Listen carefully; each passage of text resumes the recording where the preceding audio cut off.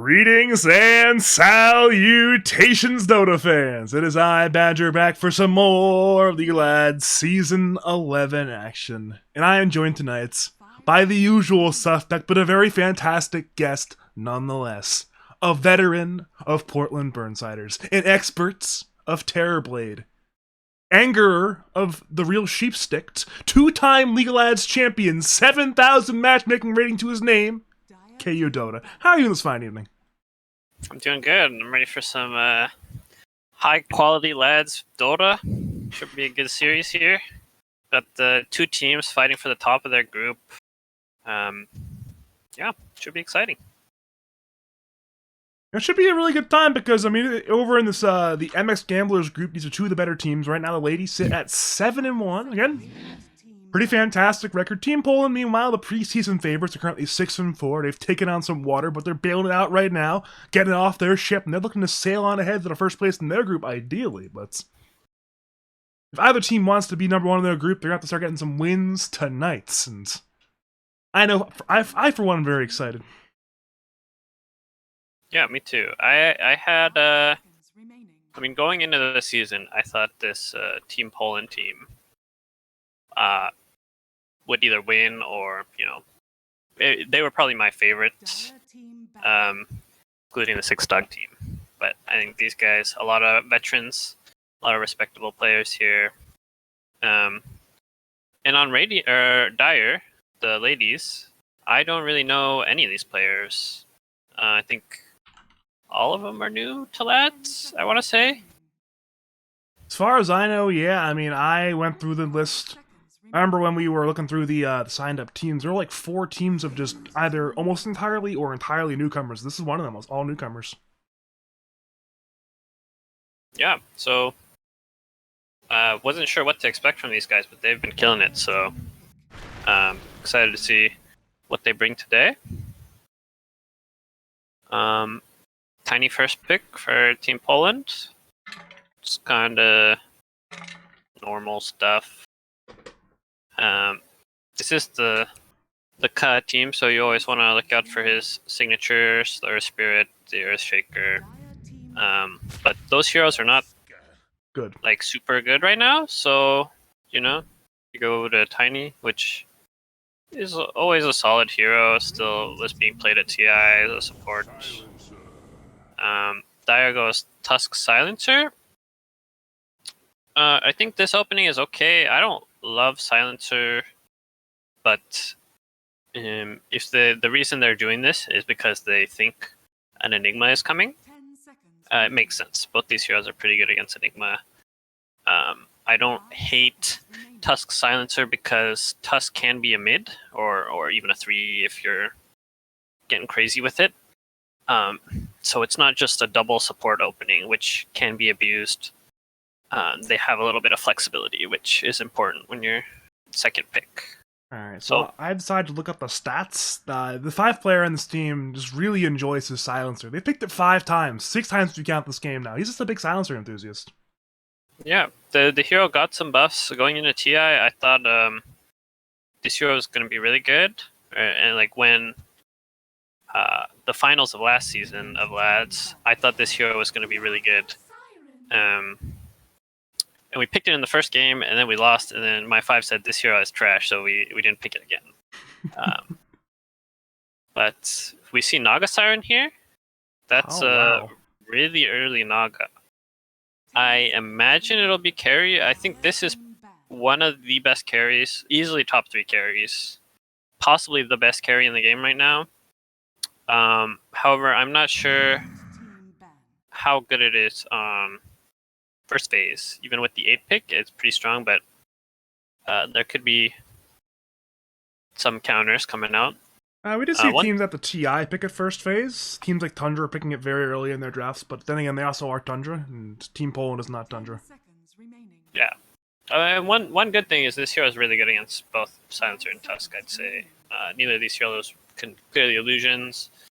They don't really offer anything that Naga is scared of,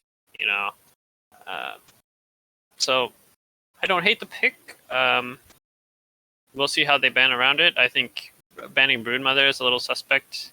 I think Naga's one of the better carries against Brood, so I'm not sure exactly what they're seeing there. Maybe this guy plays a lot of Brood. I don't know. Or there's a possibility. I don't know. This could be support Naga or something crazy. I actually want to pick your brain because you said top 3 carriers from the patch. Naga's definitely in there. I mean, it's Morphle, Naga. Who's the other one in that group? I would put Pudge there. Of course.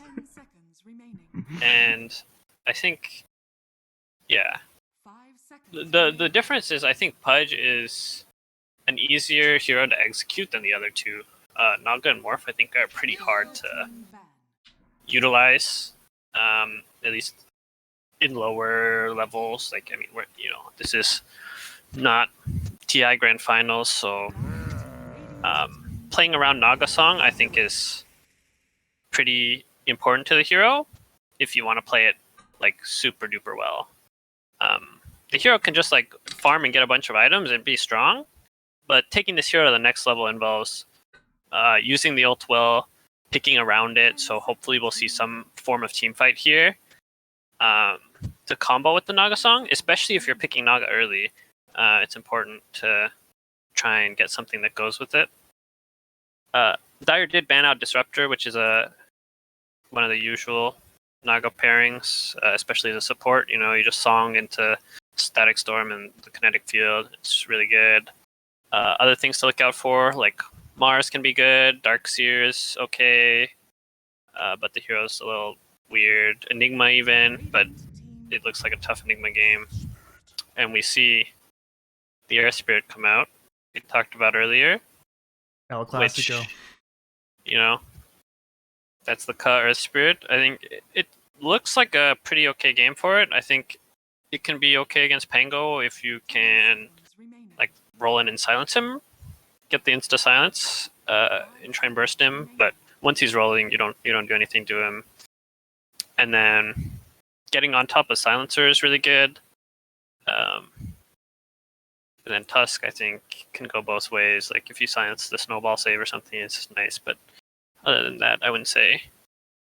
You can get out of shards, which can be good, but I'm not sure he's going to be laning against Tusk anyway. And I think this is Pango mid from Dire. I was looking at their recents, and the mid guy has like played Pango and Void Spirit a lot. That's been his two main heroes. So I imagine this is their mid. And it looks like Radiant is probably playing mid Tiny. Once they picked up the Earth Spirit, and I think Tiny versus Pango can be good for both sides. Tiny has like potential to maybe burst the Pango in the lane, but Pango kind of has to mess up, and then later in the game, Pango just kind of rolls through. This Lifestealer pick it's good against everybody except I'm not sure I would love to play it against Naga. The problem is there's no carries that I really love playing against Naga right now. I think the main one that stands out to me is Pudge. I think his timing is pretty fast, and Naga doesn't really do enough damage to kill Pudge, especially if he's BKB'd. But other than that, like, the other carries don't feel that great against Naga.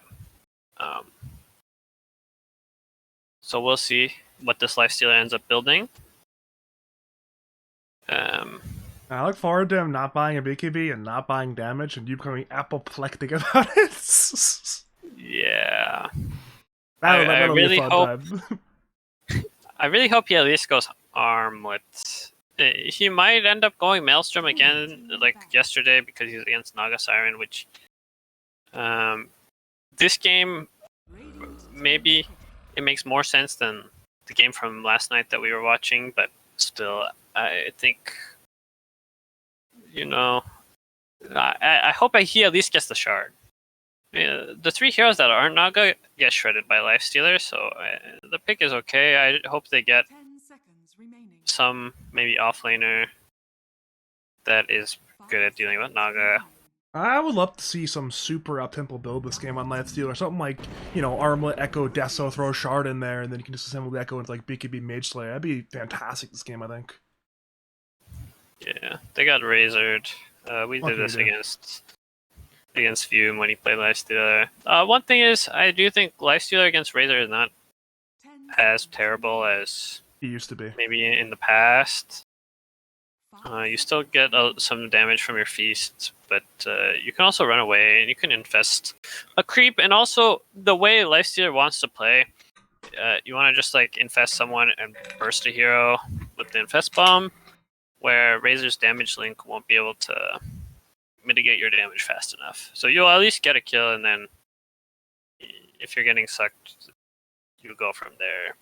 Yeah, Razor obviously still very good against Lifestealer. I just don't think it's as game ending as like in the past. Yeah. You would just see this counter pick and wanna cry. I guess that's true in general in Dota. I mean, there are a lot of things that are like, like 100-0 matchups back in like 2013. And nowadays, those matchups tend to be closer to like, 70-30 than 100-0 like they used to be. Right. Yeah, there's more items, more counterplay. People just got better at thinking about like what you can do to mitigate, some of your issues. I think Razor is not a fantastic hero right now. He got hit with a lot of nerfs after like all year being very popular in DPC, and we didn't see him that much at TI. It looks like offlane Razor with Earth Spirit, which is a pretty good combo, but Silencer, Lifestealer, I'm not sure how bad the lane will go for Lifestealer. Like, he should still get like enough farm, I imagine. Silencer kind of does a lot of damage to Razor. Can just kind of like poke him with his spells. Ka, though, Ka's aware of that. I mean, Ka's the sort of player who he'll wait around, wait for the right angle, and unleash. Like, say, it's the moment Silence was tanking, say, a range creep, then Ka goes in there with a little advantage. You watch him play these games where he plays, incredibly up-tempo on Earth Spirit, goes on, and he punishes players. And, again, when's the last time anyone's played into Earth Spirit? Like a year and a half ago? So at this point, do people remember how to play into Earth Spirit anymore? Nobody plays it but Ka. So at a certain point, you forget how to play against the hero. Yeah. This Necro pick is... I think it's okay. I mean, it looks pretty good. I'm not sure how great this hero is right now. I don't know... I think it got picked at TI, but I'm not sure how many times. I can't remember a single Necro game, actually. By the way, yeah, Necro mid, Pangolier offlane it'll end up being. Right. I don't know if I love that. I mean, it should be good against Tiny mid. However, I think Tusk Necro is a pretty good lane, and it can kill the Naga illusions, like with their Q on Necro. But maybe they're concerned about Jakiro. We'll see how it works out. I think both drafts can win. It still looks like a pretty good Naga game, even though it was first faced. One question mark is mid tiny. It can look good. It can like have a bad lane and then fall off. So we'll see what he's able to do. It was first overall tiny, so not the greatest game for it. But if he's able to start snowballing, there should be some easy kills on this map. Silencer, even Pango, and Necro can all be bursted. Well, here we go. It is go time once again. If you are... Actually, I'll wait for the intro screen to end. We have Roshan walking around right now, but we're now jumping on in there. If you are just joining us, welcome to game number 1 of League of Legends Season 11 Group Stage Bonanza between Team Poland on the Radiant side and the ladies on the Dire side. My name is Badger. I'm joined by two-time Lads champion KU. I think we're going to be in for a fantastic game. Yeah, I'm excited. Two teams that are looking pretty good so far, and both drafts look okay to me. I don't know that anyone got Giga out drafted here, so it looks like the makings of a good game, hopefully. Dire, all 5 top. They're camping this hill. A lot of times people like to ward this hill. Top, if they're going to drag creeps, which is definitely a possibility with Earth Spirit, this hero usually ends up dragging waves, and this ward helps them out. So Dire putting this ward shows that, you know, they're ready, they're thinking about it. So I think Dire's looking good so far. It looks like they might start 3 top. Might try to kill the Razor level 1, which is a good way to try and do that. And that is when Razor is his weakest, yeah. Yeah, one thing is Lifestealer's items. He's fine. Getting sucked, but this Razor W got super duper nerfed, especially at level 1. It's cooldown 40 seconds. It only lasts 5 seconds. Like the link is 5 seconds, and then the buff is only 9 seconds. So it's a really small window to punish with it, and that's why this hero kind of fell off like really hard. I think is the early laning. Your pressure is much weaker than it used to be, and we'll probably see a fight here. Yeah, Ka has run at Sharkasi, but in comes Buffles. Tag team is skill. Filski, the target. Link is now once again available, but it's just too late. First blood will go to Perfin on the Lifestealer. Ka will now roll in. Meanwhile, bottom lane, they know CD's alone, but again, there is no punish, so. You mentioned it during the pre-horn. You mentioned it during the approach. This is a very good play there, punching Razor early on. So we're going to try again, it looks like. He's still here on Tusk. Filski Ka is tanking the gank, though. Ka is tanking the gank right now. Yeah. He can roll if he needs to. He'll link Sharkosity. And everyone will be A-okay in the top lane for now. The tip even comes out from Ka. Supporting bottom on Tusk now.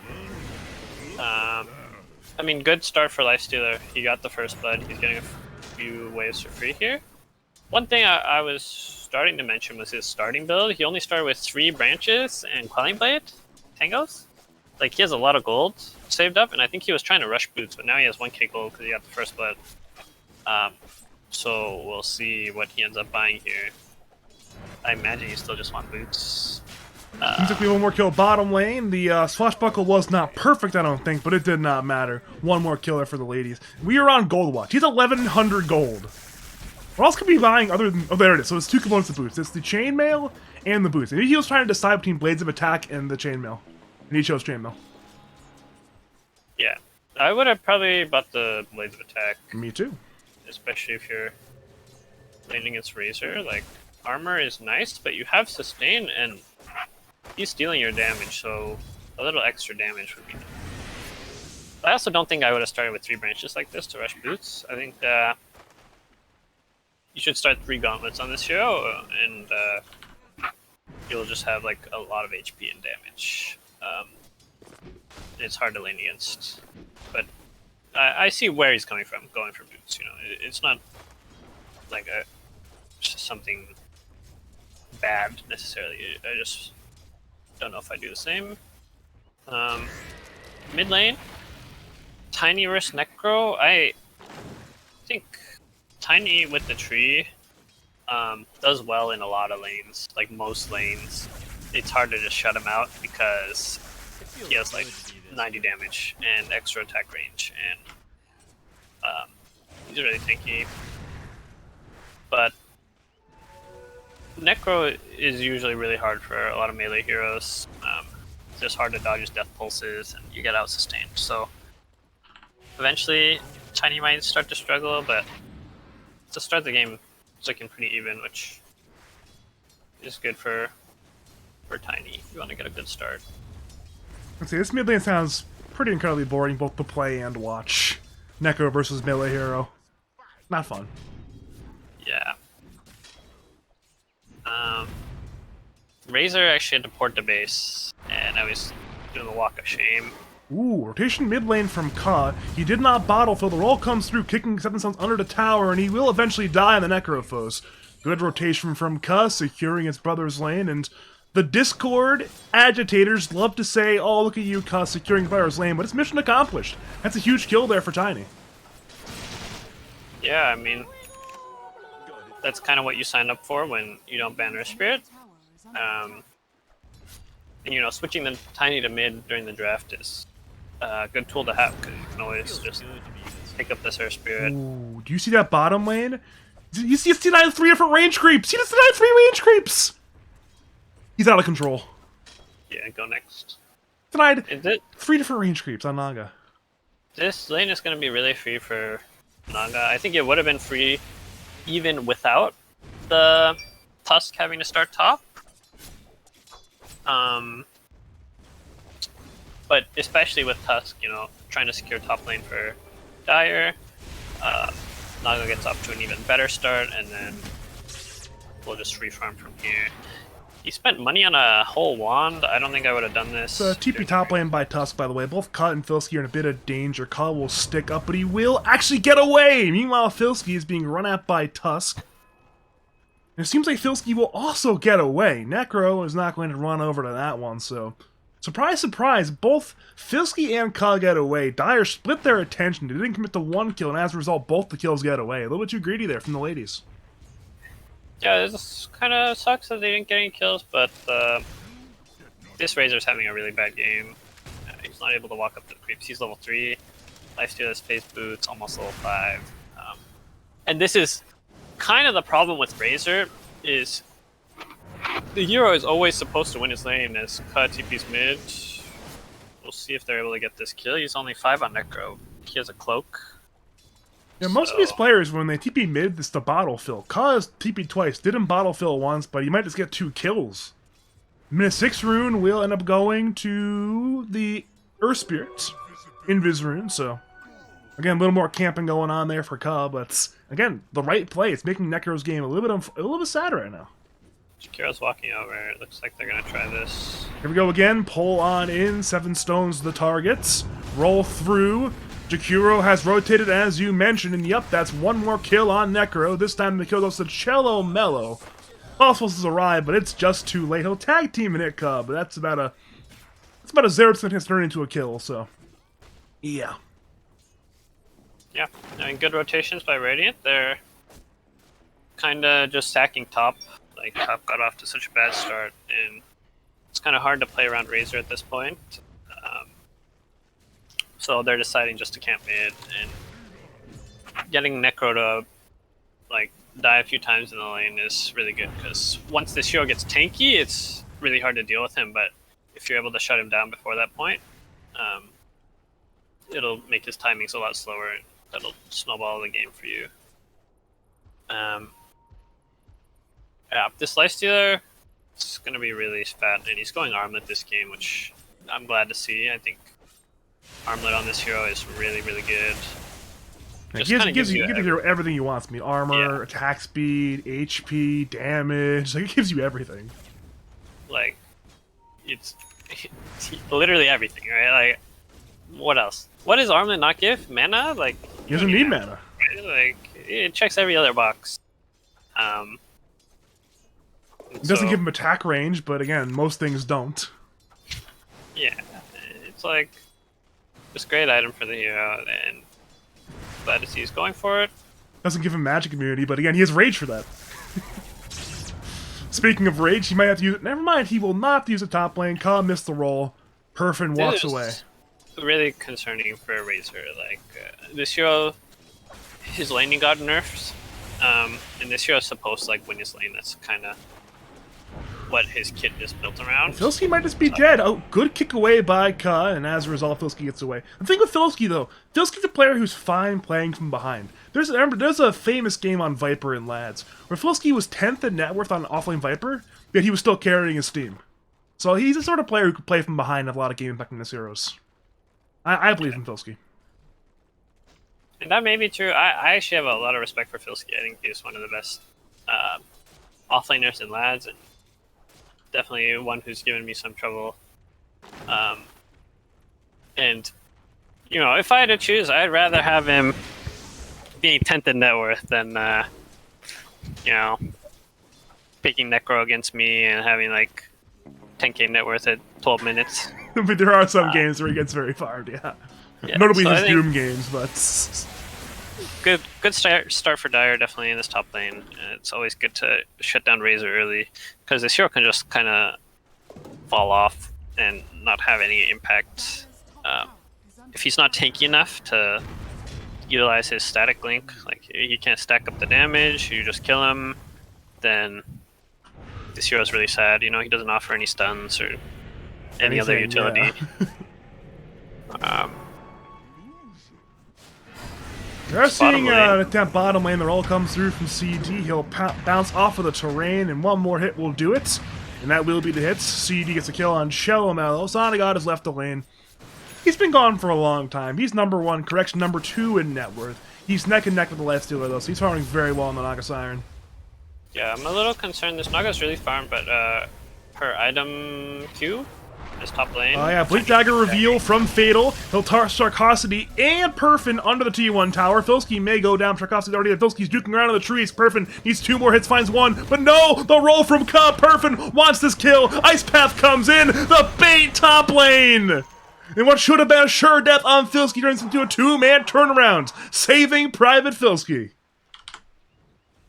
Yeah, and this is like the Radiant camp mid, really hard, and this Tiny is able to have a good game, and Razor's struggling. But as soon as Tiny gets his spike, which is the blink, he comes top, and he's able to help this Razor's game out, right? So they're like balancing their resources, trying to revive Razor with their Tiny, and that's just good play. Good rotation. Dire got a little unlucky. Like, the Lifestealer got juked right at the end. He wasn't able to find the kill, but they went really deep, so... And they're smoking again. There's a Silencer smoke behind Radiant. He's actually warding every camp. This guy is... Oh, here we go again. Another jump by Tiny mid lane. The roll in as well, but Tusk is a pretty tanky floor support. Now, in comes the roll from CD. Ka's half HP. Snowball will follow up into the punch on Ka. Ka, speaking of tanky, remains alive. He tries to roll away, but it's canceled by the roll of CD, so it's Earth Spirit dead. Now Fatal will attempt to roll on away. As it currently stands, he's gathering no moss. He's slow, but he is not dead, so it's 1 death on Earth Spirit, nothing else. You mentioning the Sentry Wards, though. Yeah, it's actually everywhere. It's blocking everything. If you're Sonagod, you're like, you know what? I'm going top lane. Screw you and screw your blocks. I'm going top lane. Yeah, this is kind of the concern. Like, this play is kind of a meme. You block all the camps. Can be really annoying. Link on Perfin. He's already half HP on Lifestealer. Filski's already in danger as well. Song from Sonagod hits all 4 heroes top lane. Fatal's Haste Rune rotating in. They want Perfin, it appears. Perfin will rage. Avalanche comes in. Scythe is the counterplay on Fatal. It's 1-for-1 trade so far, and it's 1 in favor of the ladies. There's still 3 healthy heroes in the top lane. They want to go on 7 stones. Ice Path is sidestepped. The net comes in, but it's too late. Perhaps the wrong chain of initiation there from Cello and Sonagod. Roll comes in, hitting on Necro. Necro has a hood. He'll use it, but he's silenced. He cannot heal. Now Radiant hit the Perfin. Perfin has Rage and Infest. Will infest inside Silencer, but Silencer is a Silencer. He's very slow. He's slowed on down by 4 heroes. The roll through. Ice Path as well. Lifestealer is stunned, and Lifestealer will attempt the arm will toggle on through, but that's not going to work. Again! It's Team Poland with the turnaround trade. The tips come out. Again! Yeah, Pango, I don't know if he didn't have TP or what happened, but he's not able to make his way to this fight. He has Diffusal. This Pango's actually really farmed. But he's not able to get here, and Radiant with the Song Reset is able to bring everyone and clean up the fight. Yeah, good play by Radiant. It looked a little sloppy at the start. Tiny just kind of died for no reason. These guys just double smoked. Well, mid lane, Fatalist with a solo kill. Okay then. Just blinks in on Pangolier, and Pangolier just dies. That's a really big kill for Tiny. He walked up in that fight and he just like got necro ulted and exploded. And anytime a mid Tiny like dies, it slows his game down a lot. And finding a solo kill, especially on someone with the kill streak, he's able to get 500 gold, a lot of XP. This just makes sure he's not falling behind, which is a big concern with this hero as a mid. You want to keep scaling with items so you can do more damage. You don't really just want to be a blink stun bot like a support Tiny can afford to be, like the tossback. You want to get Echo Sabers and Ag Scepters and stuff like that. So these solo kills really matter. We've seen a lot of these mid tinies go for like, you know, Echo, BKB, Aghanim Scepter, Daedalus, and I wouldn't be shocked if it's the build here on Fatalness. Like that exact build up. That's what you should do. I think it feels good to be this good. I would go. I think Ags first is actually better after Blink. I think you should skip Echo. In especially harder tiny games, because when you're first picked like this, there's a lot of times where you don't actually want to like blink in and be in the middle of the fight, because Lifestealer will just click you down, Necro will ult you, like Tango's spells are really annoying for you. And if you go Echo Saber, it kind of makes you want to just blink in and commit super hard, which is kind of a bait in a game like this, where you can just throw trees with your Ags. Is much safer. Another jump there, this time on CD's Pangolier again. Pangolier remains alive. He's infested by a Perfin. Goal Silence comes in from Sharkosity. Ka is dead. And it's time to scramble. Filsky, the new target, will link CD, but he's already brought down by the Tusk and Friends combination. Fatal will attempt to get away. His blink is cancelled. He's again slowed. Snowball comes in from Buffles, and the Scythe will finish the Tiny. 3 dead for Team Poland. They wanted the T1 tower, they failed to do so, and in their retreat lose almost everybody. Yep, Dire was set up, the global was great. The Infest and the global working together to save this Pango and letting him get his ult off. Letting them to just clean up this fight. Naga is still farming. I've been wanting to talk about his item builds. He has Ags queued up. I think you should never go Ags second on this hero anymore. She had really early Ags, you're Necro right. I mean, it's lower cooldown on the net, I guess, but roll comes in from cut top play. Oh, there's your Tiny. Goodbye, Necrophos. Sharkosity is in danger as well. Cello is there with the slow. Has Ice Path. Will hit the Ice Path. Roll comes again in from Ka. Who gets the kill? Probably Tiny. Tree toss? Yup, they you knew it was going to Fatal there. You knew it was going to Fatal. Yeah, this play is a little too much. Like, their play mid was really good, but they both used their ults, and now they're running at Naga. They don't have Necro ult, so this kill's never gonna happen. Okay, I'm glad. Sunny God, he has a Orchid queued up. This is the build you should always do. You should go Manta Orchid. This is what all the Tundra guys. Skitter does this build every game. AUI probably invented this build. I know he was there testing against me in unranked.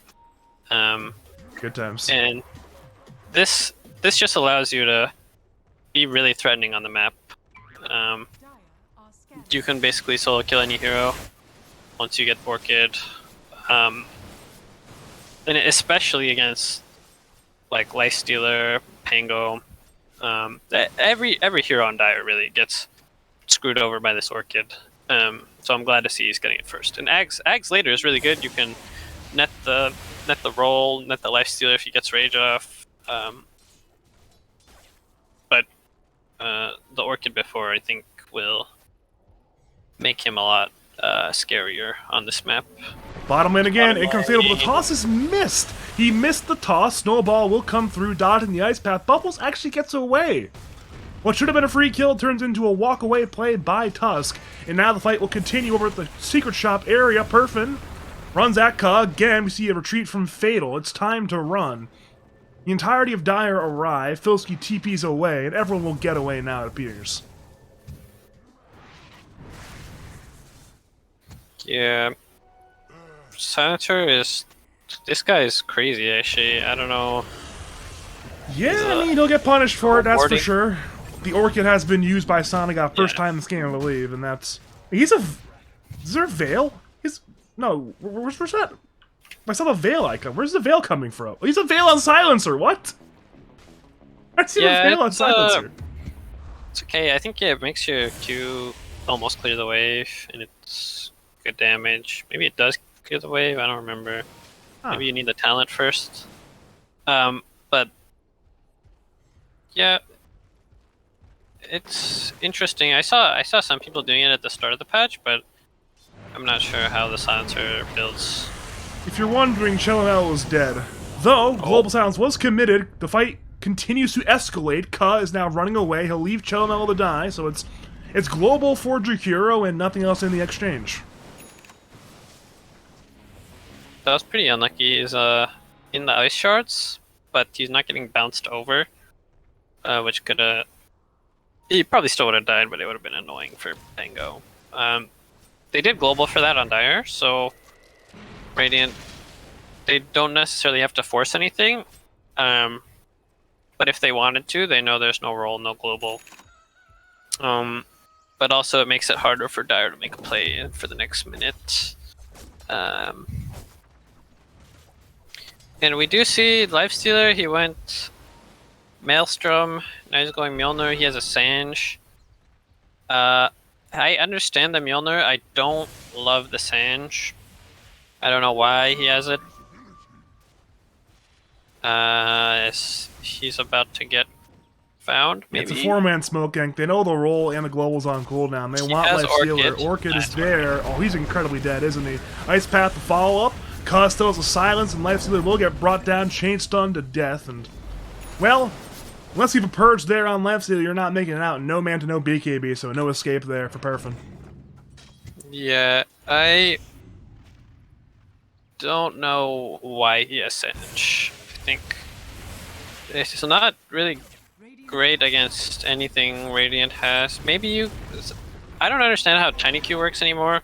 Like, they keep changing it, and I keep hearing like, oh, status res sometimes helps you cast during it, sometimes it doesn't. So I'm not sure if like you can rage because he has Sange. Oh, initiation top lane on Necro. In comes the save from Buffles. Now, it's Magnetize in from Cuz. TD will roll on around. Filski arrives to the fight. He'll BKB. Sonagod focuses on the Silencer on the east side of the fight. Silencer most certainly will die. Scythe comes in on Fatal, but doesn't die to the Scythe damage. Song comes in, buying time for his team to reposition into the fight. Cello has a 2-man Necro and Ice Path combination. Fantastic coordination, and now Necro most certainly is dead. Pangolier most certainly is dead. All 3 heroes in the top lane, the Dire side, have fallen. And again, beautiful coordination from Team Poland. They've done it before, and they'll do it again. That's for damn sure. Yeah, I mean, Dire makes a play at bottom, the smoke yank there. And Radiant, like, wants to play around top. They see this guy sitting there alone. Problem is, when you make a smoke play towards bottom on Radiant, like, they're not using their TPs to get down there. They're like running across, so they still have all their TPs, so they're able to like make this rotation where Dire's diving into the tier 1. They also didn't have global, or they didn't use it. I don't know if he got bursted or it was cooldown. I think it was still barely cooldown, but regardless, you get bursted as well. He's silenced by the Orchid and the Naga. And then the Necro ulted, but wasn't able to get the stack, which sucks. The Tiny lived. So yeah, game, it's only 2k lead right now, but I would much rather be Radiant, I think, in this scenario. Or I'd much rather be Naga, sitting at 16k net worth. Yeah, it's a good day to be Naga Siren, that's for sure. Orca comes in, though the Lotus will purge that one. CD's rolling on around, he's still stunned, however, now CD gets rolled on by Ka, and he's dead, so... It's a big game of use from Filski, but it's one more kill. This T2 tower will die, and yeah, Naga is... This is one of the reasons why Naga is one of, if not the best carries in the patch right now. It's just... You get items, and then you get more items, and then you win the game. It's kind of how it goes. I know it's kind of reductive, but this is a hero who farms incredibly well, so fights incredibly well, so you do everything well, pretty much. Yeah. It farms maybe the fastest right now. Other than maybe Alchemist? Maybe? Yeah, maybe. The fact that we're not entirely sure means that Naga must farm pretty damn fast. She farms really fast. It's hard to pressure her, and her item build is like really good. Like Manta into Orchid makes you really strong, farm really fast. It's hard to kill you, and it's cheap.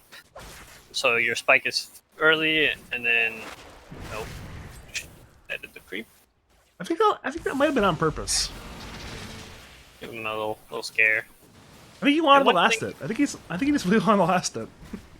One thing is, Dire, 2 of their cores went Lotus Orb, both the Pango and the Necro, which it's like, I'm not sure why. Ooh, I mean, speaking the of reason doubles, why they double smoke as well.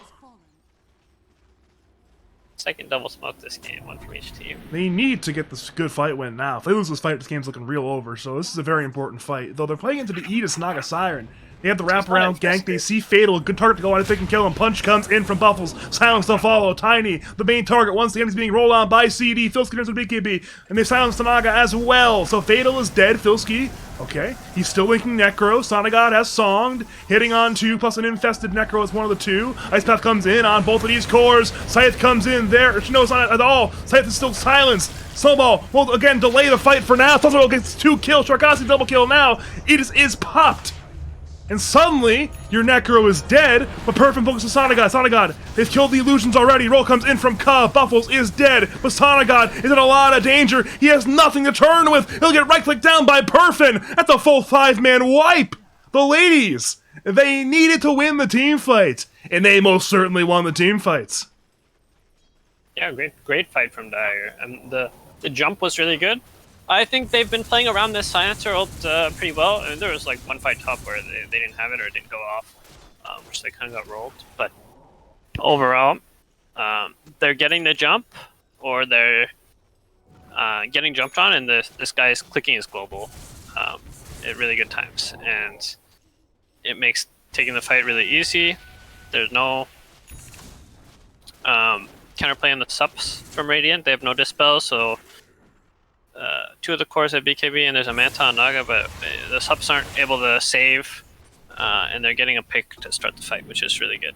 And then the fight looked kind of bad after the song came out and the double ice path, but this Necro was too tanky, and he had Lifestealer infested in him, so they weren't able to bring him down. Did they at the end? I don't remember. But Lifestealer was able to come out full HP. Necro did die in the fight, but again, it's 2 for 5, 6 for... Right, It's actually a 2 for 6 beyond the Aegis, yeah. The Lifestealer had been... his damage was sucked right as the song was starting. So by the time he got out of song, he was getting his damage back, and then he's able to turn full HP. There was a really good snowball also on 2 guys to save him a little longer. Mid lane, Tiny goes in, but his blink is canceled. But BKB avalanching onto the Silencer. Cub rolls on in, but he misses it thanks to the vertical movement of the Tusk. And now Naga will Song, with CD still rolling on around. Filski's BKB has ended. Radiant are distracted. Ice Path comes in only on Perfin. Net as well. Orchid on Necro, but Necro turns with Lotus. Razor is low. Jakiro is low. Radiant collapse. Fatal goes in, looking for CD, but it's again no kill. Tiny's on the run. Ka will roll in, looking to save his brother, but Dire remains strong in the fight. Cuz rolling on around. Scythe comes in to bring down Earth Spirit, and now the Naga Illusions will get a trade on Sharkosity. A 1-for-1, but in comes Perfin. Raids dodge the avalanche. Link comes in. Filski, but it's reflected by the Lotus Orb. Perfin has absolutely full damage still. He's running at Filski. Filski actually walks away in time. Now Cello is the new target. Ice Path delays. Slowball comes in, stunning on Fatal. He's punched up in the air. Jakiro to fall. Filski to fall. Radiant again. The retreat's a disaster. Sonagod pops the illusions, but he's slowed. He's tossed away by Fatal. What a huge play from Fatalist. So Sonagod actually will get away, but it cost him his life. Overall there, a fantastic save from Fatal, but a disastrous fight from Team Poland. And just like that, your net worth lead goes back to the ladies. Another great fight from Dire. Yeah, Radiant's just not having enough damage. I mean, this is the problem with Tiny, especially this build. He just doesn't do enough damage to burst anyone. And he went Echo, Disassemble, BKB. But I really think this hero's best way to scale damage is just getting an Ag Scepter and throwing the trees. Because we see the fights, he's going in and then he doesn't get a kill and he's stuck in no man's land. He's just getting clicked, he uses BKB and he just has to walk out. Which is not what you want to be doing. You want to be killing people on this hero. He's just not able to. So Radiant's kind of running out of damage. And this Lifestealer's online. The Mjolnir looking really good. He has a full Satanic now. I hope he gets the Shard. The Lifestealer Shard is really, really good. He doesn't have it. Maybe he forgot. Maybe he just really thinks he needs all the items. It's that one he of those has right things now. for a long time, Lifestealers were not necessarily buying Shard that much until Matumba Man kind of enlightened everyone. But not everyone's like watching the Matumba Man build, you know? Yeah. It's actually Pydock invented this. He was playing support Lifestealer and he's just rushing Shard for like months and months now. That's one of those things where it's kind of like arcane secrets the world can't know about, you know? That's in the vault. That's the- where Tundra actually gets all their strats. Is AUI is Like you guys in 2 a.m. Yeah. pubs. he's in the unranked NA server. I've been there. I mean, it's always a fun time playing Curtis Ling and unranked. Yeah, and he just like takes all the stuff that we do and then, wins TI with it. I'll take credit. I still to this day take credit for Anyway. Offline Faceless Void. This game is Still. looking close, very close. 3K lead. Last 2 fights have gone towards Dire, but no real building lead. Second Roche, very important. Naga has a whole heart now. I think her build. Here we go again. Snowball comes through on Cello. CD's rolling as well, so there's already one dead. And well, the song is used by Sonogod just to retreat. And the remainder of Team Poland will scatter. Yeah. It's a good pick. The song didn't really catch anyone, but just using it to get out is what you want to do. Tower got denied top, by the way. The T3 just got denied top.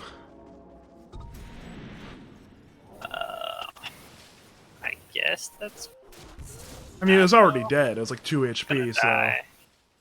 One thing I was trying to talk about is both these guys have Lotus on the cores, which Lotus is really good against Naga, and even... I got bad news for you, KU, because again, we're fighting the Radiant side jungle. Snowball comes through, Fatal will BKB. The entirety of Team Poland arrive. This time it will be an overextension.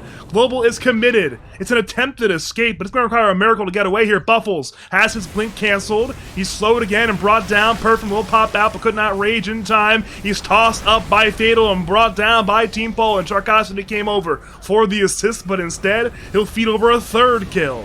And Team Poland now bring that net worth lead back to 1,000. And it's again a very competitive back and forth game so far. You're saying about the Lotus Orbs, KU? I want to let you talk about the Lotus Orbs. The Lotus Orbs are very good against Naga. The concern I have is they're not buying BKBs. Nobody on Dire is buying BKB. And I think this item is really important against like everything that Radiant has. It's really good against Jakiro or Spirit, tiny combos, the Naga purging the stuff.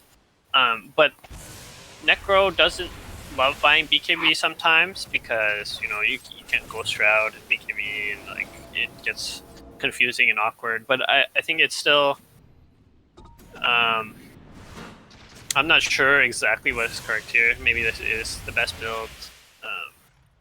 It's like stacking up armor, having at least a purge. But it just feels hard to play, especially if they're not getting super good openings to the fights on Dire. Pango also doesn't have BKB. This one I'm a little more concerned about. I think one Lotus is good, but there's a lot of silences, a lot of stuff. Maybe he needs another Dispel. And then the biggest one is Lifestealer. I think Lifestealer should buff BKB instead of Satanic. I don't think Satanic is that great of an item. In general, it got nerfed like pretty hard a few patches ago.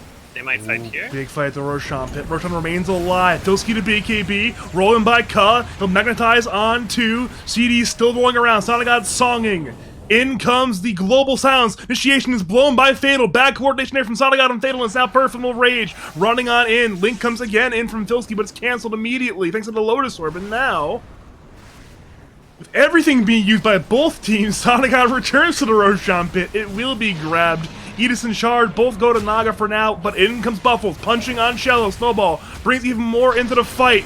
Lotus is not there in time, but it'll still rage on Perfum. Cello will most certainly die, but will the team get away? Cypher cancel TP of Sonagod. Sonagod is entirely isolated. He will lose one life, but will he lose both? Fatal will throw some trees on him, but Snowball again comes in towards the Tiny. Sonagod pops the illusions. Perfin is low. He's dropping. He'll invest in Necrophos. Filsky is low. Perfin is getting ready to reinitiate once again. Meanwhile, Fatal is still fighting with Buffles on the west side. Buffles is dead, but the trade is for Filsky. Back to Sonagod. He's being run at by 3 very angry heroes. He's trying to get away, but with that tower dive, Chillamelo buys back, TPs into the tier 2 tower. In comes Fatal. Avalanche tossing on Perfin. Perfin will lifesteal up the Satanic. Net comes in there on CD. CD's stuck in place. Now pops out of that one and begins to roll around once again. He cannot blink. It's canceled by Ka. A perfect geomagnetic pull results in a kill on Pangolier. I think it's a relatively even trade. I have no idea who won that, but it was nonetheless a fight. Definitely a fight. I think this is good for Dire. The main thing is Radiant got second Aegis and insta lost it. They do have another shard. I think they just gave it to Tiny. Yeah, it was passed from Sonagod to Fatal, you're right. Naga having only 1 life is really nice for Dire, because there's always a threat of Necro ult. You know, he had to use it here to get the Aegis, which he didn't get the stack, but he stopped the TP. It was a great play. Well, goodbye Silencer. He'll 4-staff himself, but that's that's a lot of damage if you're wondering. Yeah. You were saying before that? Yeah, it's still good for Dire. There's also a buyback, but Pango ended up dying at the end, so Radiant's able to take control of the map here. But overall, I think Dire should be happy. He's gonna go Radiance on Necro. I think it's interesting. It's good against Naga. Probably supposed to be. But we'll see. He has a lot of armor, and now he has some evasion. I'd like to see him maybe get some more HP, like actual raw health. I don't know. That could be a heart. Could be just a BKB, an Ags, maybe Ags. We'll see. As one thing I want to point out is, they might be fighting.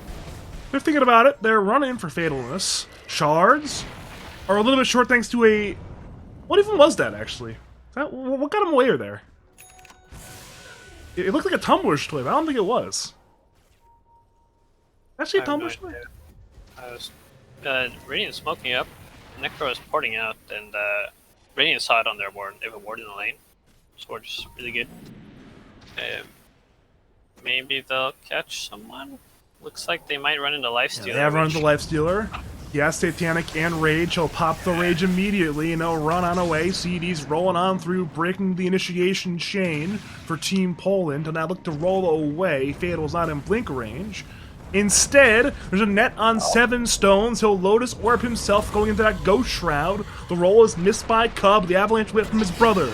Bloodthorn comes in. Perfin arrives. Filsky BKBs. In comes a Global to cancel that tree volley. Buffles will snowball just to save. Perfin has been chain stunned, but Radiant have stacked their disable. They'll now look to run away. Tusk blinks in, looking for whatever jump he can go on to. Sonagod TPs, gets away. Cello will Ice Path and TP as well as TP will be successful. So a clean retreat there from Team Poland. Both teams use a lot, nobody dies. Yeah, I think Dire should be very happy with that. Their Necro kind of got caught out with no TP, but they're able to save him.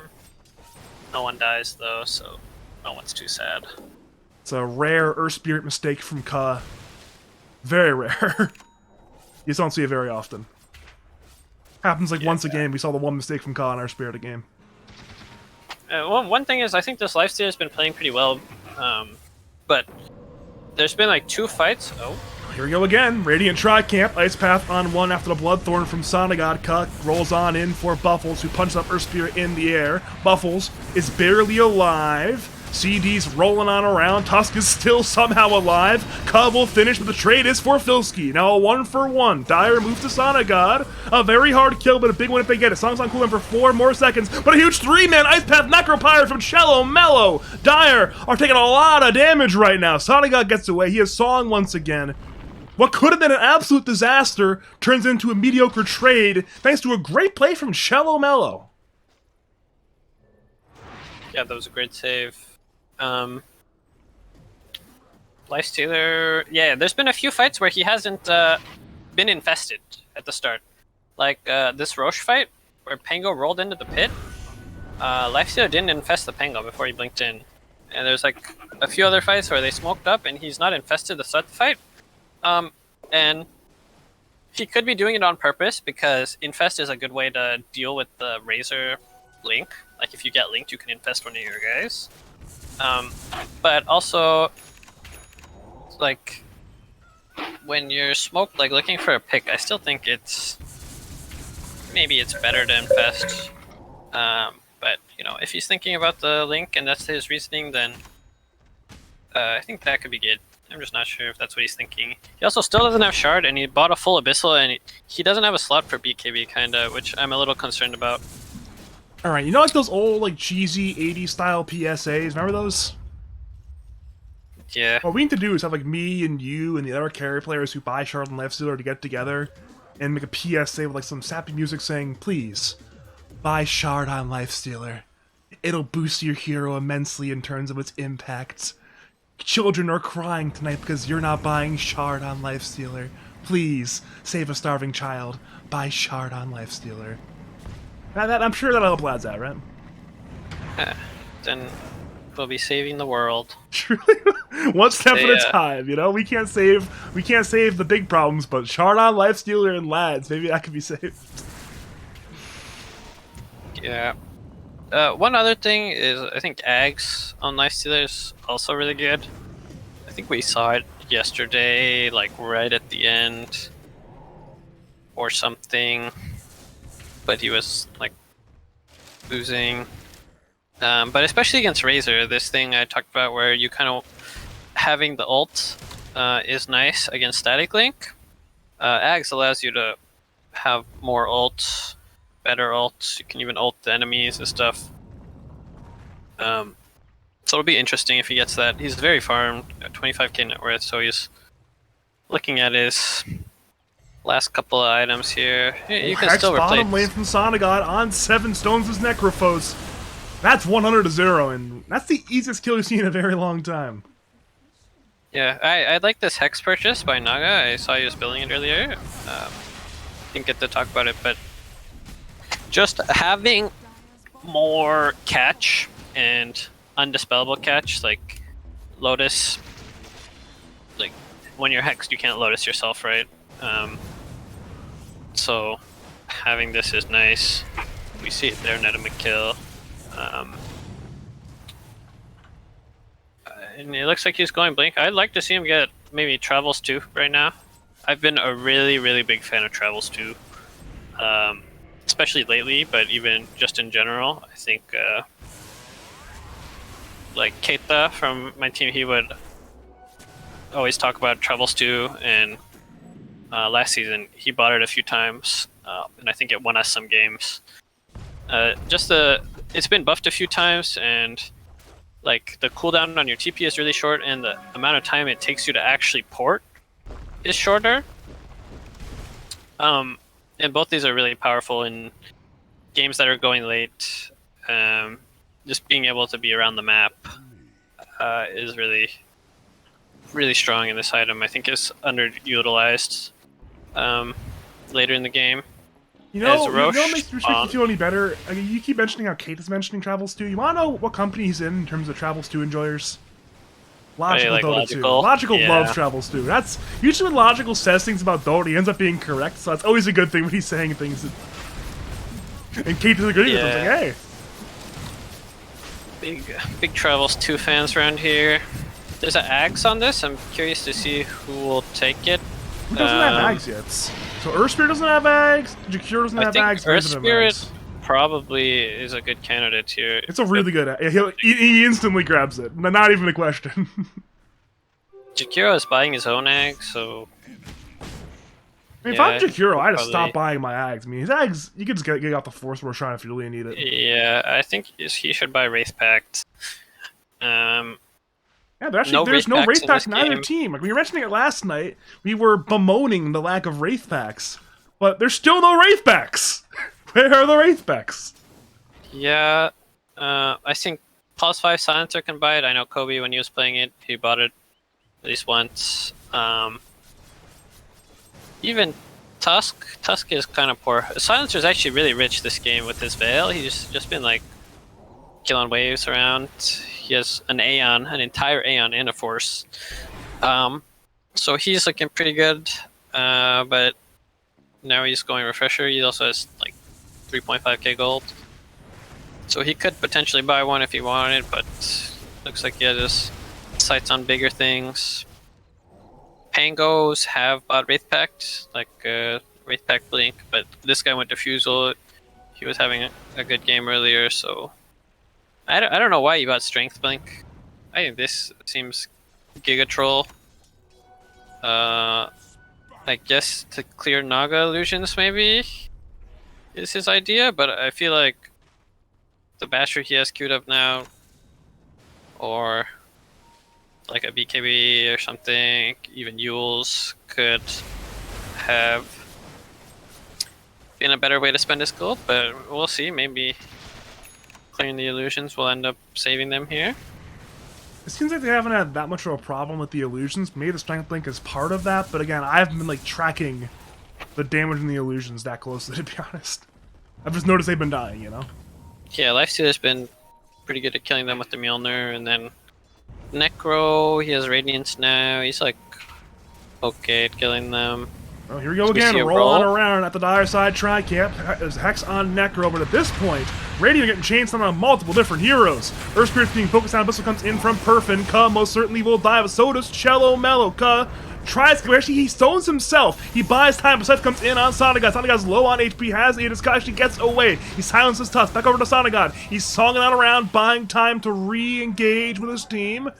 And by that, I mean run away entirely. Problem is, Filski's TP has been canceled because he TP'd during the song. He'll now try to BKB into Runaway, but it seems like Sonagod leaving him to die actually has not killed him. He's flickering on away and running away. So that's a lot better than it could have been. The Aegis was not lost. Ka was not lost. Filski was not lost. We're very close to all three of those things flipping and going the other direction, and in that case, it's 4 for 0. So it could have been a lot worse for Team Poland than it was. Yeah, I mean, we've seen this a few times now where both teams go into the fight, they're casting spells and they really end up losing not that much. Like everyone kind of runs away, hits song and run away, or There's been global multiple and times this get game out. where, I mean, the ladies they've been splitting their attention in a lot of these engagements, and rolling in by Ka, he stones up Buffles. Bags. And well, Buffles will snowball himself. Global comes in to once again buy time. Buffles blink is again canceled by Filski. Perfin is interesting in backlines. Looking towards Ka. Ka again escapes. Filski refreshes. Looks to once again fight. He'll BKB running at Necro. Sonica focuses down Perfin. Perfin is immediately dead. Okay then, things are suddenly really good for Team Poland. Filski is punched on up. He gets brought on down, but his team will avenge him. Sonagod wants to go on 7 stones, but CD zones away again. Buffles will snowball stun with the avalanche into the tree volley. Tusk down, Pango down, crit down by Fatalness. They move to 7 stones. He has Lotus in 1. He'll attempt to get away. Now the song to isolate Lifestealer, but Fatal gets Abyssal Bladed down as well. Perfin heads to Sonagod. His rage has ended. Snowball comes through. Sonagod has 2 lives. 1 will be lost, but can they save him again? Ka and Cello are nearby. Fatal has bought black, so has Filski, and a blink away from Sonagod. There was no cancel in time. Now Buffles blinks in. Shards is dodged by Force Staff. In comes a Bloodthorn. There on Lifestealer. Snowball again will come on through. A lot of heroes lack a buyback right now. Only Silencer and Naga have one. Filski goes in, running at Tusk. Necro Ghost Shrouds. Perfin bashes Filski. Filski is going to die, it appears. He's incredibly low, and he will be barely live. He'll actually, no, he'll die.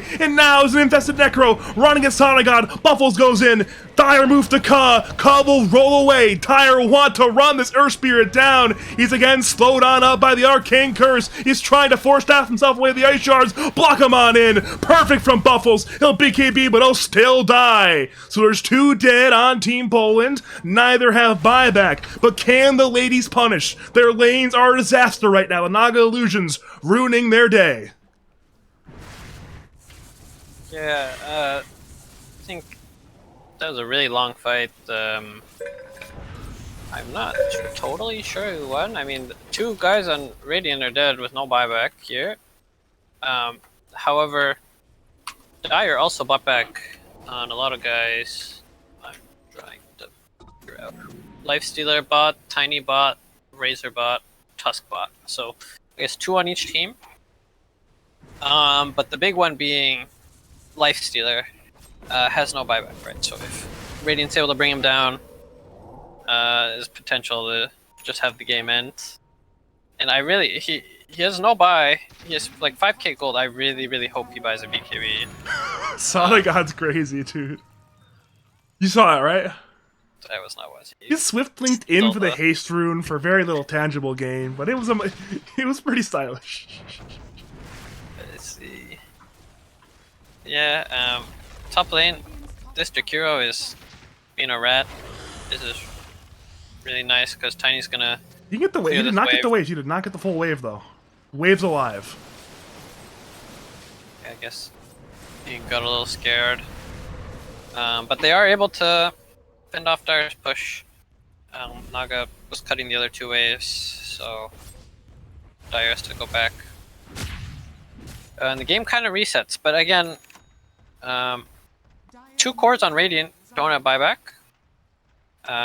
And the carry of Dire and one of their subs don't have buyback. So this next fight, if it comes anytime soon, and it looks like it might as Radiant are smoked up, could potentially end the game. Either way, you know, if either of these Radiant cores dies or this Lifestealer dies in a convincing fight, I really hope this guy buys a BKB. He has 5k gold, no buyback. He has a Sange, just like a bare Sange in his inventory, armlet even, like just drop something, please.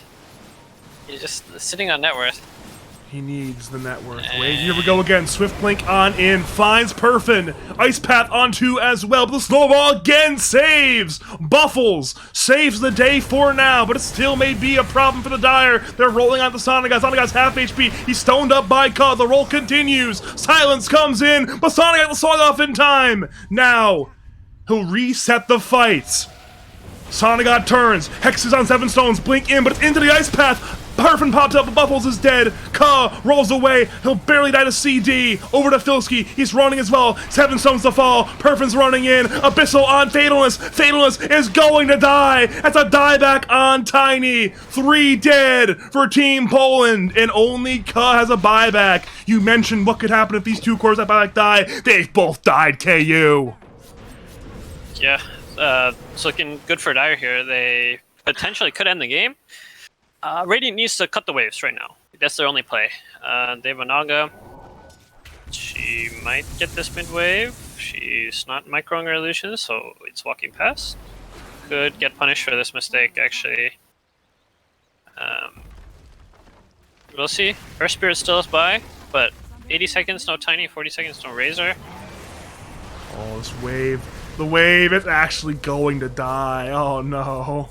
Wait. This guy kind of trolled his Jakiro. One creep, there's one creep, there's one creep, there's one creep, there's one creep, there's one creep. There is currently a creep. There is a creep. Middle lane. TP. No, it's canceled. The creep is dead. The creep has fallen. The seed. It's a disaster right now. Perfin goes in. Open with the Sonic God. Missile Blade comes in as well. Naga.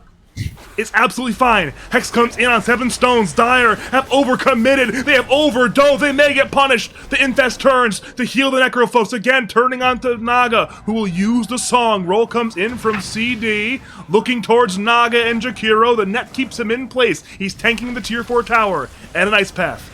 And a Dual Breath. The glyph comes in. CD buckles away. Filski returns. Moving to Necrophos. Perfin the Rage. The bashing of Filski once again. But Filski, he's BKBing and turning. Global comes in. Breaking initiation, but he'll BKB and roll in for 7 stones. Necro dead, and this time it's Necrophos dead without buyback. He's dead for 6 whole minutes left. He's actually dead for 2 whole minutes of buyback. The buyback's including for 6 more minutes. Bungle the words on that one. Now we see it going the other way. Radiant running it down. Roche is up. They're not checking though. This could potentially be a throw the other way.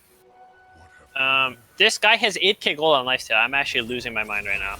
No buyback. Well, he's hexed as well.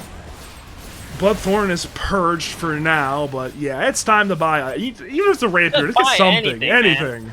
Daedalus, rapier, bots 2, moonshard, Well, ags. he's rooted, and he might just be dead here. He's taking a lot of damage, but he'll rage again. I have an idea. Kick on Filski. Filski is under tier 4 towers. He'll refresh, but he's chain stunned to death, it appears. He's Abyssal Blade and brought down. Dire now glyph. CD's being focused, but he's healed by the Infest from Perfin. Song comes through, trying to allow the Naga to escape. Now it's Razor who's dead without the buyback. CD's rolling around the net. We'll cancel that one for the time being. Buffles. CD. Look towards Sonaga, but he's just too far away. Fatalness. Roche. Yeah, it is alive. Roshan is alive. It's been alive for a while, I think. Please. Roshan number 4 of the game, yeah. Yeah. Ags for. It has to be Razor. It has to be. Razor. Razor, might have Razor by it? Okay, Emma's an Axe. This Razor build is like giga trash. We're seeing it a lot this game. He's getting giga punished. This hero, his spells got nerfed, and probably the biggest thing is his build got nerfed.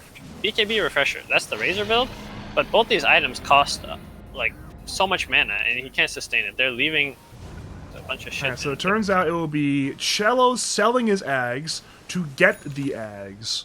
Cheese to Earth Spirit, Aegis to Tiny. Where's the Refresher? Is that also on Earth Spirit? It is, okay.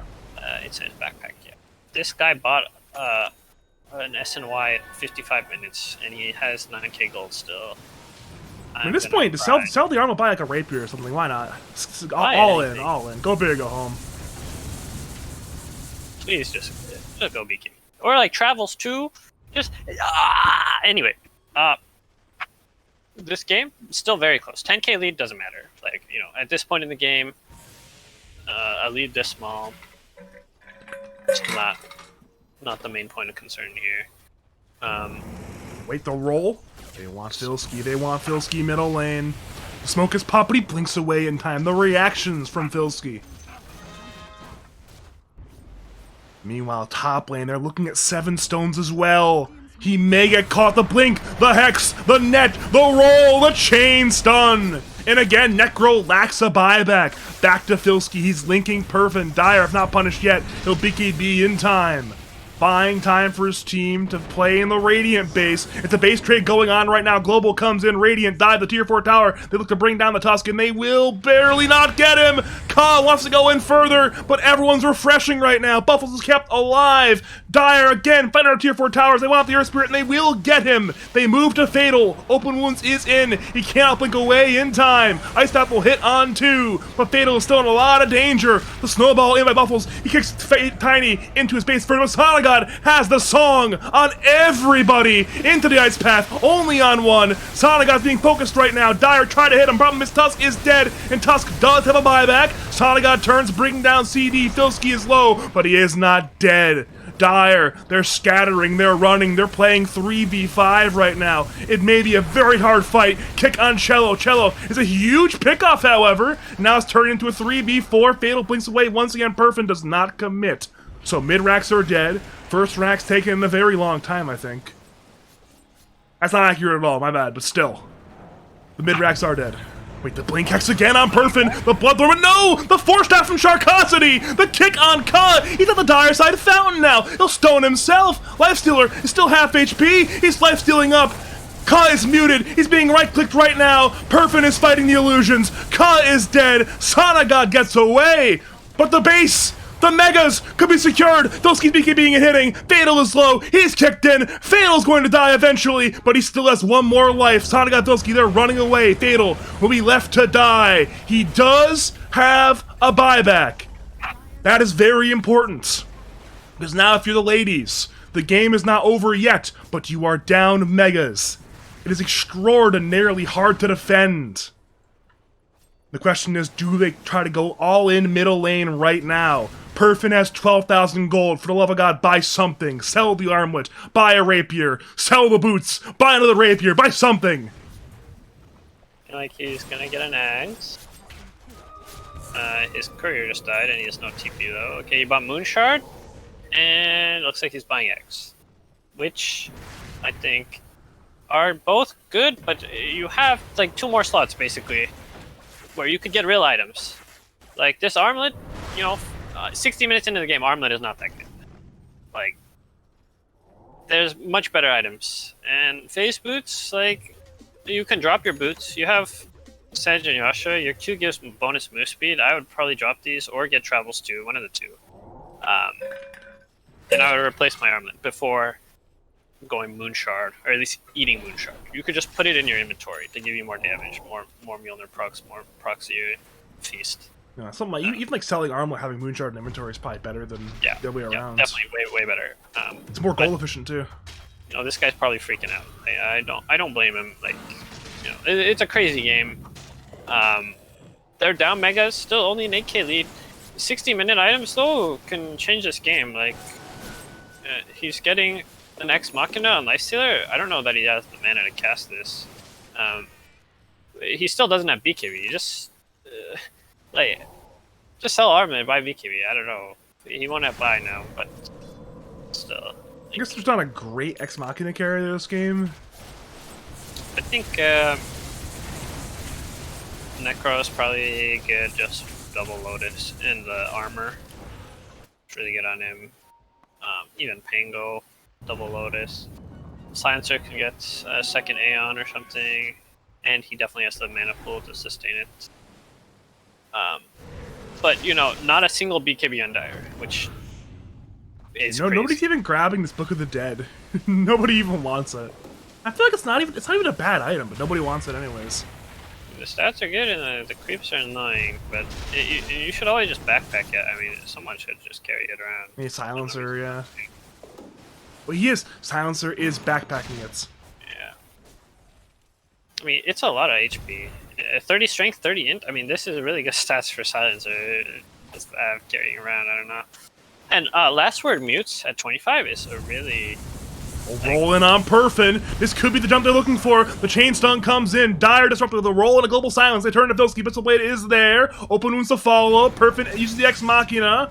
But Song comes in from Sonic, got a kick on Ka. He stones himself, and Song now hits on 4 into the ice path. Hex on the floor. Can they save the Lifestealer? No, they cannot. But he does have a buyback. He buys back into the game. Buffles is rolling on around, kicking Sonic out further into the fight. Ka rolls in, perfect on 7 zones, but he's still alive on Necro. Now dead to Ka. The trade is to Dosky. Dosky buys back. Ice path on 2. Fatal the target. Abyssal Blade. The right clicks. They are enough. The illusions to Charcosity. Charcosity dies to the pole from Ka. Fatal buys back as well. We return to a 4v4, but it's a kick on Sonigod, the biggest of targets. The Naga Siren, an incredibly hard kill, but she's entirely alone right now in a 1v4. Song is on cooldown. Punch up, Abyssal down. Scythe is there. Sonigod is dead, but he does once again have the buyback.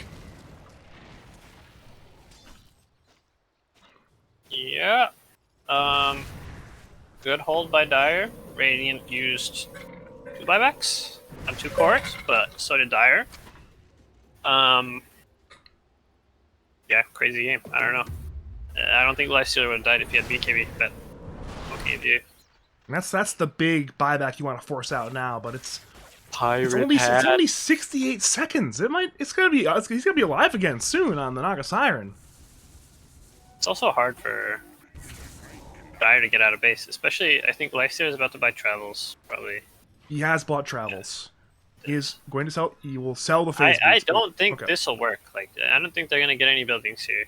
Maybe a rack, but every bit counts at this point. It's better than they're nothing. not gonna end the game.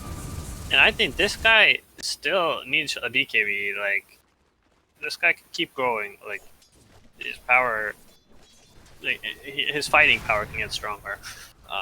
With that item, like, but he's just not a fan. No one on Dire is a fan. If Perfect Ka is waiting to cancel TP top lane, if Ka cancels TP, that's such a huge play. The range racks are still alive, by the way. Nothing has died. Radiant scan hits on Perfin.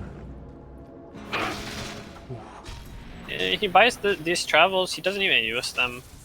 Still no BKB. He's getting songed into like Ice Path, and I think you can BKB at least some of the time before it hits you.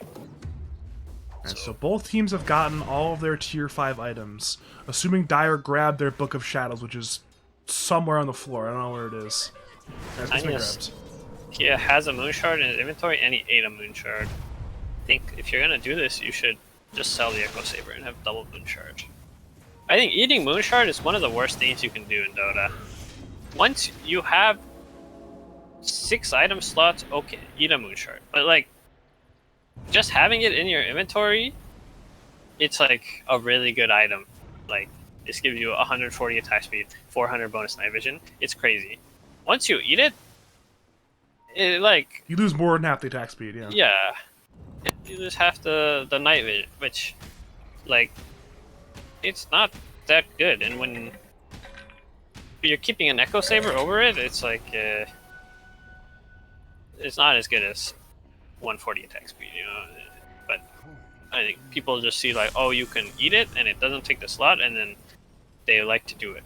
Like this Lifestealer did the same thing. He just like ate a Moon Shard, which it like doesn't make you that much strong. Oh, Hex on Necrophos. The volley comes in as well. Global Silence committed to cancel the volley. Sounding being focused down right now. He's Bloodthorn Silence on the Naga. Naga's actually dead. The trade is for Tusk. It's a 4v4 fight right now. Naga about to get into the fight. She TPs into her Earth Spirit. Now Dire are beginning the dive. They bring down Fatalness. He has no buyback. The song comes in, but his fight's a disaster right now. It's time to run. Sonic pops the illusion. He begins to run, and he will attempt to get away. Songbuckle comes in, but he has a giant string. He swift links away and will actually get away. Dire still want to pursue. Russia spawns. Which, oh, you're right. I mean, Radiant are sitting around the pit. Wait, 7 stones? Nobody's. TP's bottom. He's checking. This could get, I mean, they know Necro TP'd. It's on cooldown for 22 more seconds. But Radiant, well, they're running at Necro, actually. If they kill the Necro, I think is he a buyback yet? Okay, he actually does not have a buyback still, okay. 4 minutes. And they want him. They really want him. They know he's somewhere. They just don't know where. Oh my lord. The 5th Roshan will die, by the way. Aegis to Lifestealer, I guess, at this point? Yeah. Drop the armlet, grab the Aegis. There's Maybe an egg, there's a cheese, there's a refresher. Does anybody... Everybody has an axe. Somebody should sell theirs and eat the one from Roche. Yeah, so let's find out who sells it at this point. I'm guessing it's probably Pangler who's gonna sell it, but... Yeah, this guy is like giggles. Just give it to your sub. Just give it to Tusk. Like, this guy can buy BKB. You know what? He says, you know what? I don't want Tusk to have gold. He has 8k gold. He has buyback. I am a core. I own the gold. This is a support. He doesn't get to buy BKB. 10K. He's a support. What's he gonna do with 10k? What's he gonna buy here? He's getting compound interest in his money. He's investing in the stock market, KU. He's not buying anything. He's getting 6.25% annual returns, KU. In a year, in a year, that'll be 10,600 gold, KU. Buy a BKB. Buy a refresher. Why do you need a Bissell? Who's he bashing? He's back. Okay, it's. I have no idea. A little basher. Yeah, I'll get though. I mean, everyone is freaking out right now. He's ready. He's ready to bash. He's ready to bash. Yeah, I don't blame them. It's just like sitting out here in this like comfy casting chair, you know, like it's easy to say, but oh, they smoke out. They find Sonic God and Ka. Sonic God blinks away. Ka rolls away, and not everyone could be a late game savant like you or Whole City. Or Sonic God, actually. He's very good under pressure in the late game. And the alt chat is out. He didn't even spell. That's classic NAL chat. It's misspelled English. My lord. Yeah, I don't know. I don't know if I'd be all chatting right now. It might be. I'm sweating not a gonna little. respond, but this is, I mean, okay, KU, are we enjoying ourselves more now than we were last night? Absolutely. Absolutely. So, Yeah. if somebody clipped sent the cut, the answer is yes. I like these Naga games. It's not when they go 68 minutes. If it's like a 52-minute game, I would have been real happy. 68's getting a little bit late, but it's a fantastic game. So hey, 70-minute game with 80 kills. I'll take that over. Whatever I was watching yesterday. just random strays hitting, just hitting underdog, hitting Funny Zone. If they didn't want to get hit, then they should play better. I don't know. You're right, but it's still funny. Oh, never mind. Tiny just tossing some trees. Yeah, I mean, this Tiny's impact has been a lot better ever since he got Ags, I think. Because the way he's playing with Ags, he's like throwing trees, doing a lot of damage, and not as much going in and just like dying to Necro and Lifestealer.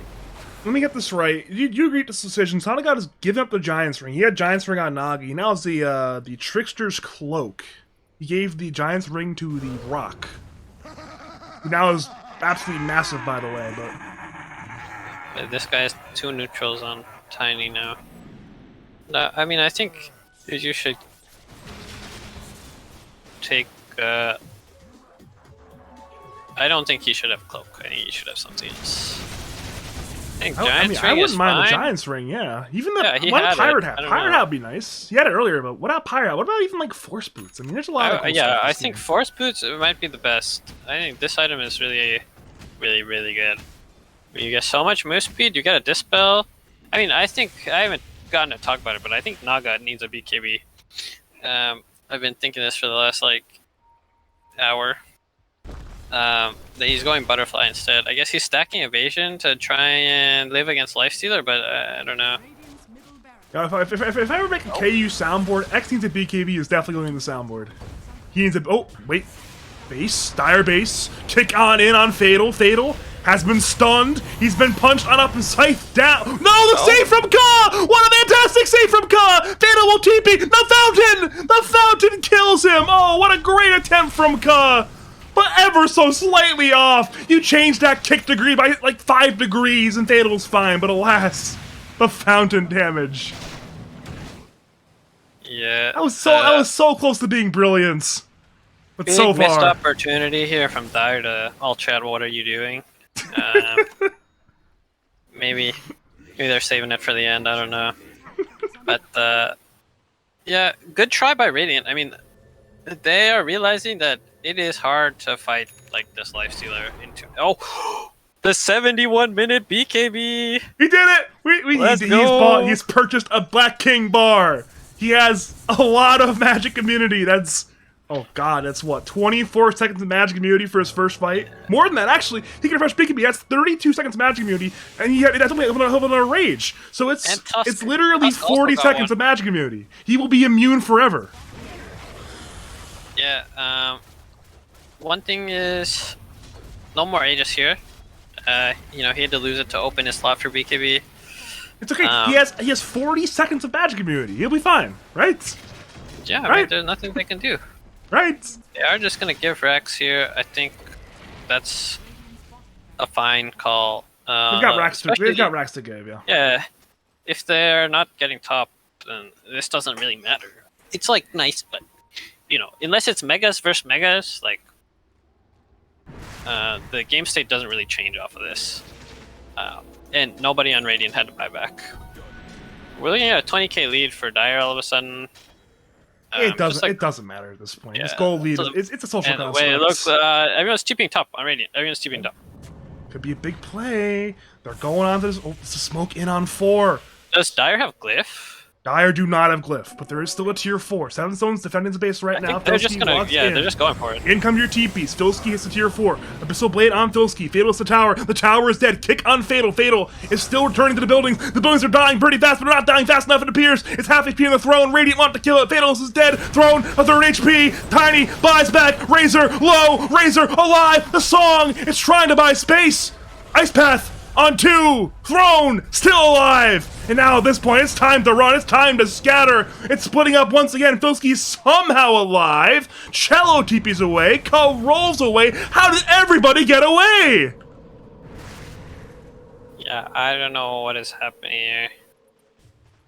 I guess Dire's happy. The game goes on.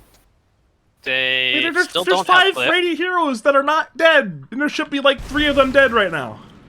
Yeah, still no Glyph for 2 minutes, so Dire might just try this again. Or Radiant might just try this again. If they're crazy. But no buyback on Tiny here. If you do the math, right? They don't even need... If they did that exact amount of damage on a tier 4-less Ancient, the Ancient would be dead right now. So that exact play, with that exact execution, with that exact response, would work next time. Yeah. But they have to be really aware of that now. Yeah, they just straight up went for it. I think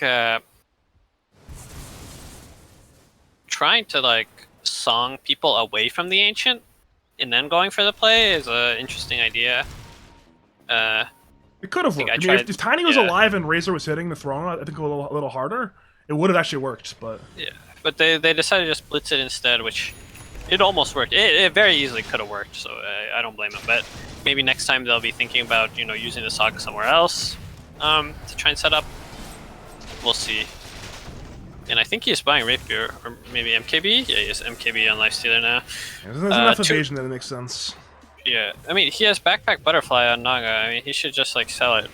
He just bought a Moonshard on Naga 75 minutes in with 16k Did gold. he sell them? Where's the Moonshard buff? Oh, he gave it to someone else, He had I think. who did he... Razor? He's the Filski, Razor? Oh, they find Sharkosity! He's an Aeon Disc. He'll get TP'd on upon by Lifestealer. Cool Sounds comes in for Sharkosity. CD arrives as well. Abyssal Blade is reflected by the Lotus Orb. Cello and Perfin are both stunned. Perfin again once again gets on Cello. He's saved by Cause. Song comes in by Sonagod, disrupting the team fight. Perfin will infest into the Naga Siren. CD's still rolling on around. Illusions pop on out. Who will die first? It seems like Pangolin will be the one to die, but no! The shield crash is too much. Meanwhile, Oda Filski is going for the Ancient. Back to the Scythe. It brings down Sonagod. Sonagod attack. He goes to the base once again. The Glyph is once again up, but Dire must defend. CD arrives. Everyone TP's in. They go to Filski. They want to kill the Razor, and they will kill the Razor. Does Sonagod get away? He will get away. Over to Fatal. He's going for the throne right now, but he's running into a Necrophos. He's incredibly slow. Razor buys back. Sonagod's in the base. Tiny, Razor, they're on the run. Sonagod is still in there. Global comes through. Fatal is low. Fatal is dead. Filski to BKB. Sonagod wants to the throne. Pops the illusions. He's hitting the throne. The throne is dying. Radiant, hit it. The throne is collapsing. No Glyph, but no, the bash. Sonagod's been missile bladed. He's dead. Caught on the throne. Cello as well. The Sea Unit, the throne. It's actually going to die, it appears. One more hit. And oh my god, Team Poland in 76 minutes have done it. Oh my lord!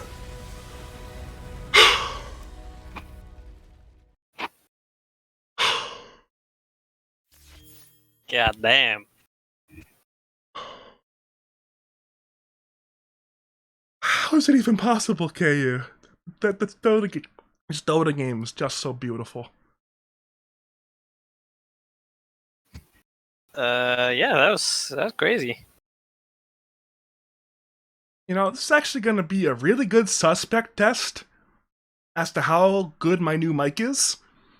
Because my old mic would not be able to handle me being that loud. So I'm going to watch that back tonight. And if the microphone caught the loudness, then I've made a good investment. And if it doesn't, then I'm throwing it into the river. Sound good to me. I'm sure that clip that'll go around, I'm sure.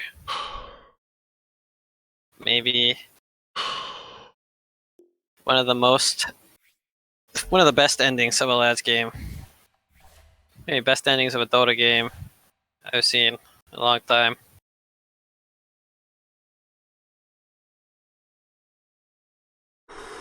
Slow breathing, slow breathing. Holy. Guess that's the Filski. 5 and 13. This is Doesn't actually matter. fast. This is classic Filski gameplay. He has no money, he has no stats, but his game impact is immeasurable. I mentioned the number 10 net worth Viper carry job, and just another. This is classic Filsky Dota right here. This is peak Filsky gameplay. I mean, also, you know, the moon shard that Sunny God just gave him right before the end of that game. That surely mattered. Like, this Thorn was so close to not dying. Like, just all these little things, you know, they add up. You know, Tiny having Deso 2, probably. I mean, there's so much stuff you could talk about. I don't know. It's a good game. Hope the second one can live up to the expectations they just set. I don't know. I can tell you with confidence, it's no matter what happens next game, it's probably not going to live up to the expectations. Yeah, they'd set the bar pretty high. You know what I'm going to do, KU? I'm going to cut us to a break. I think we deserve a break.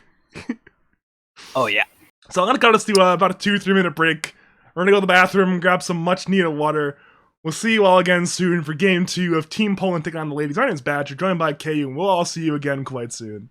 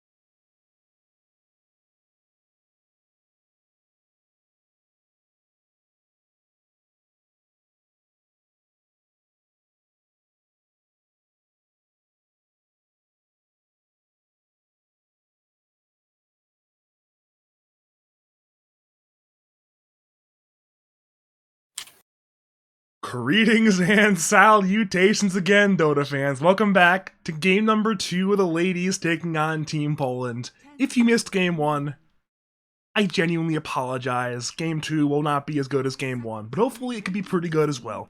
My name is Badger. I'm joined by the great two-time Lance champion KU. How you feeling now after game 1? Feeling great. I didn't have to scream my lungs out, so nice and ready for good game 2. I'll do some of the shoutcasting this game, give your vocal cords a break. You know what? I'm gonna call your bluff on that one. I'm gonna give you a team fight. I'm gonna give you one team fight. We're gonna see how you do. Oh, actually, during the little break we took, I ruined my shouting ability. You'll have to take it, actually. Oh, not even one fight? Not for the people, not for the fans? I think you'll lose some viewers if I start shoutcasting. How bad can it be? Actually, I'm actually Anyway. want to find out now. I'd have to get in the lab. So you need More of a an lot of analyst. confidence to do this, because if you don't have Absolutely. confidence, eventually somebody's not gonna like you. They're gonna send you a mean message.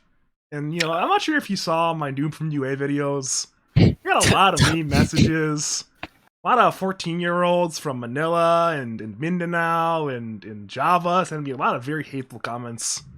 And I'm still here. Yeah. I'm still here. Seen a little bit different drafts this game. I think they switched sides. So Team Poland, second pick this time. They were first pick last time. They took the Tiny. Primal Beast got through the first phase. Dire picked it up here. Paired it with Mirana. Pango on 8 for Radiant. I think Pango is one of the better heroes against Primal. I've been thinking that throughout TI, and I think we saw it. Was it maybe in the finals or the final day or something? You just see Pango rolling around. Primal can't grab him. You can always just roll into Primal who's ulting until he gets BKB. And if it's mid Pango or even offlane last game, we saw him get Diffusal. That just destroys Primal's mana pool. So I think pretty good pick for the 8 pick on on Radiant, and I know they like this hero. Their mid has played it a lot. We just saw their offlaner do well with it. Yeah. Tusk for Team Poland. This could be a 4 Tusk and 5 Mirana, or the other way around. Could be mid Tusk, could be mid Primal. They got a pretty open draft here, I'd say. Primal could also be 3, could be 5, or wherever. So Radiant, maybe not totally sure what they're looking at. And we'll see where they want to take their draft from here. I think, yeah, could be whatever. Well, the problem is these heroes are too exciting. We need more boring heroes. I don't know why they banned out Broodmother. I would have saved my voice picking Broodmother. Hero's boring. Damn it! They're saying, you know what, Badger? You just broke your vocal cords. We're gonna grab some more team fight heroes. We're gonna get a noise complaint to you at 10:54 in the evening. I love circle ults. I think. Oh yeah, I was thank about the to Lord. say that picking Faceless Void against Filsky is a dangerous game to be playing. You see Primal, you're saying, oh, it's probably 3 Primal. Faceless Void, probably the best carry against Primal. You can bash him, you can ult him, you can get away from him. Just really good matchup. But they swap it. Primal's probably going mid. And then you have Benno Tusk. Very strong lane. Benno, classic counter to Faceless. Just the damage over time. It's really good.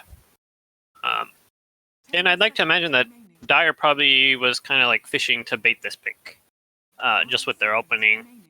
Tusk and Primal both Faceless likes to play against these heroes. You can get out of the shards, you can get away from Primal, and then bam, 18 Venomancer. Lich Faceless still a good lane though. you get some lucky bashes or Dire screws up, you can be okay in the lane. We'll have to see if they. I hope they pick some damage for Chrono here. Also, Lina got banned out. If you look at like Invoker is a classic. Anyone that can just like dump their damage from range, even mid tiny could potentially do that with an axe. It looks like a really good Invoker game though, so maybe they'll do it, or maybe they want mid Pango. They could potentially get an offlaner here. The lane was tiny. We'll see. You know, we're out of bands, KU. We have plenty of reserve time, though. We got plenty of reserve time. Plenty of reserve time to contemplate the mistakes they've made and to try to fix them. Actually, looks like a really good Pudge game for both teams. I don't know that Radiant will pick it here. It's not great with Faceless. It's not really what I was saying earlier, but maybe Leshrac? It was first banned last game. It's still in the pool. I like Lesh with Faceless. This is a strat I used to run a lot. They go Dawnbreaker, which doesn't really solve the issues I was looking at. Not that much damage for the Chronosphere, but could be okay if he's able to scale, get like Deso or something. Could bring some damage. And it's also good against Primal, like ult when he's ulting. You'll kill the guy and then cancel Primal's ult. I still really like Pudge here. I think it's good against everything Radiant has. You will have some tower hitting issues and some Wraith Pack Mage Slayer issues, but neither team bought Wraith Pack last game, so yeah, I don't know. Okay, over under on number of Wraith Packs this game, 1.5. You want the over or the under? I'm gonna say Vano will buy one. Venom for sure, but the question is, will Radiant also buy one? I'm gonna say no. Don't think they will. Alright, so you want the under. I'll take the over. We'll see what happens. We'll see if Radiant buys a Wraith Pack or not. I think Drow could be interesting here. I feel like if it's one of those draw games, if you get behind though, this game turns so awful. And again, Sonic got a strong laner. I'm sure he can make it work, but I don't want a better laner if I were Sonic God. I mean, the thing is, maybe you want to stun because you have 5 Marana, like Ben, CK, Wraith King, but those heroes all don't look great here. Lich kind of is pretty annoying with the Frost Shield. That's why I was looking at Pudge. But you are pretty all in on Magic if you go Pudge here, so I would still do it. I don't know. It has a good matchup against everyone on Radiant. He's taking his time though. Could just TP. First, yeah, I mean that's fine too. I think I hate this hero, but it's a pretty good game for it. Speaking of things I'm putting on the KU soundboard. I feel like we keep casting these Ursa games, and every single time, your level of disdain gets like 2% higher. And eventually, in like a year, you'll be like openly wishing death upon Ursa. Like, oh, this Ursa hero is a disgrace to Dota. That's not your voice, but you know what I mean. Yeah, I'm like 2 games of me playing Ursa away from that, I think. I think it's. I mean, you mentioned it's a pretty good pick. I think it's a pretty good pick as well. I mean, it's going to be an interesting laning phase though, because this Dawnbreaker tiny hero, they do a lot of damage. So I think the first 2 waves are going to be very important. I want to see what Chell's going to do in this lane. Actually, I think Chell's going to be a big deal in this lane. He's a 1-range hero, so yeah, he's the make or break for Dire in this lane. The thing is, like, this Marana 5, can be good. I think Tundra was abusing the crap out of it, but they're really good at drafting around it.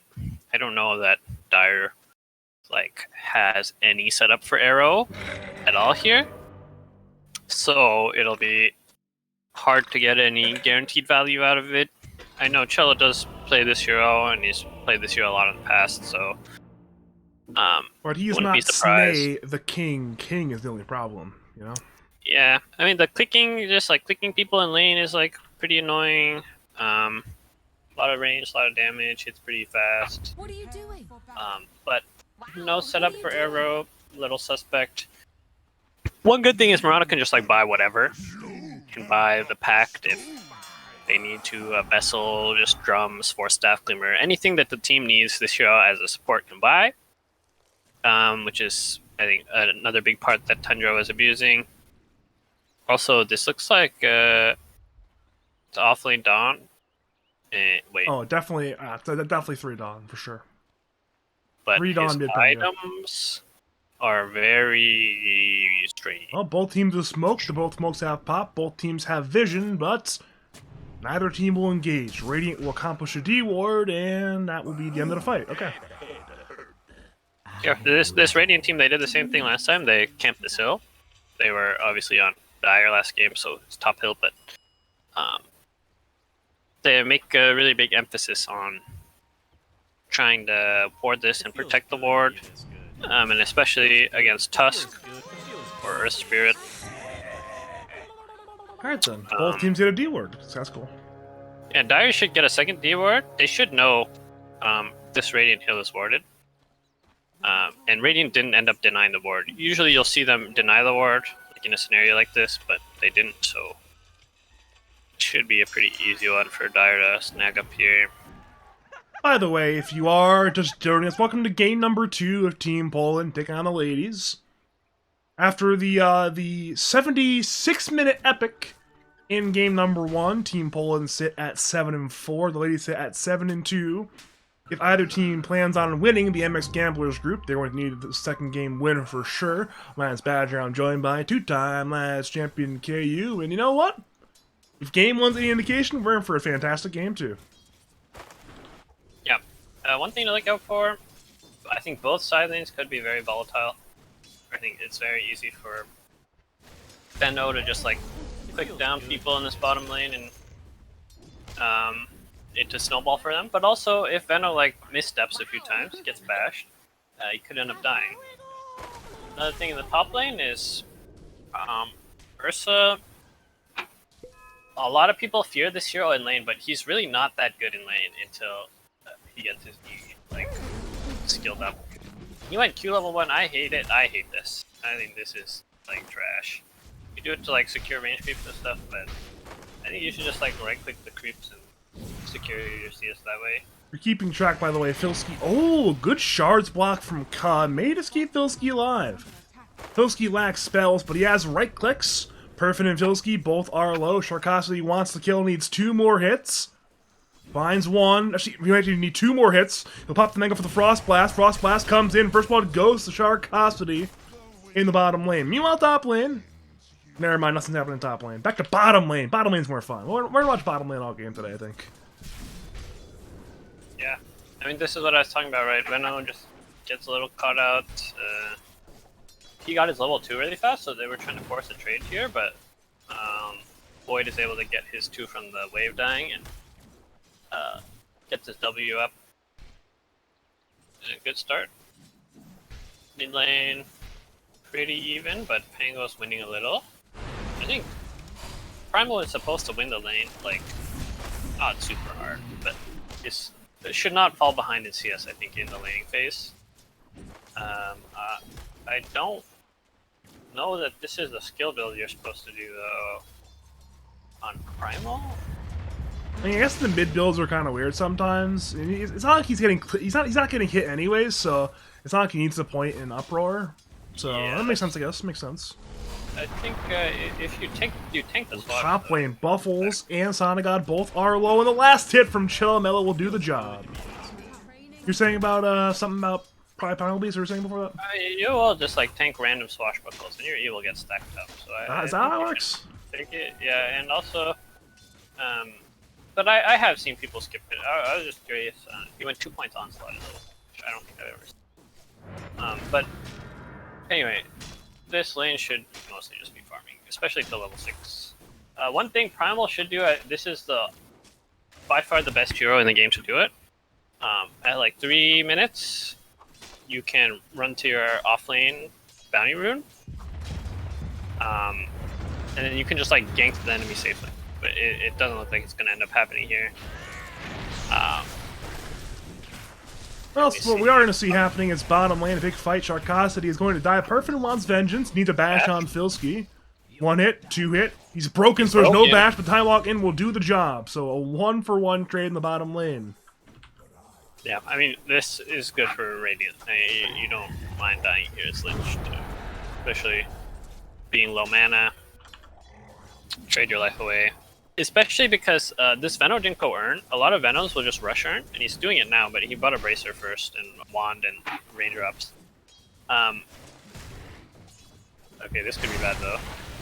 Yeah, Galen on Sharkosity. Sharkosity is going to die. Question is, how many Dire heroes die for this? Ka is dilated by Perfin. The dilation will end. Perfin cannot find a dash, cannot find the kill. Meanwhile, mid lane, Fatal's going on in, fighting with 7 stones. Both are low, but Swashbuckle is missed by 7 stones. Over to top lane, meanwhile, it's Buffles who's dropping, but Hammer comes in from CD. Cello has the Fairy Fire and leap away. Sonic God will run away. CD gets juked in the trees.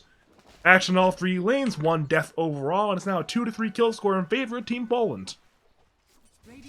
Yeah, this Ursa has Raindrops and Gloves of Haste. I don't know that I love this. I feel like this hero with Boots is like pretty good, and I don't know exactly what the Raindrops are meant to block. You know, if you're a fan of mid lane rotations, again, one more by Ka to help his brother out. 7 stones will die. Fatal will die to the tower in Buffles' rotation. Now it's Ka running away. Toss. Missed by Buffles. 1-for-1 overall trade with both mid laners dying. So that's Dota 2 for you right there.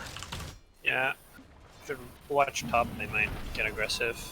Well, he just canceled the salve on Ursa. He actually has boots now. He has boots.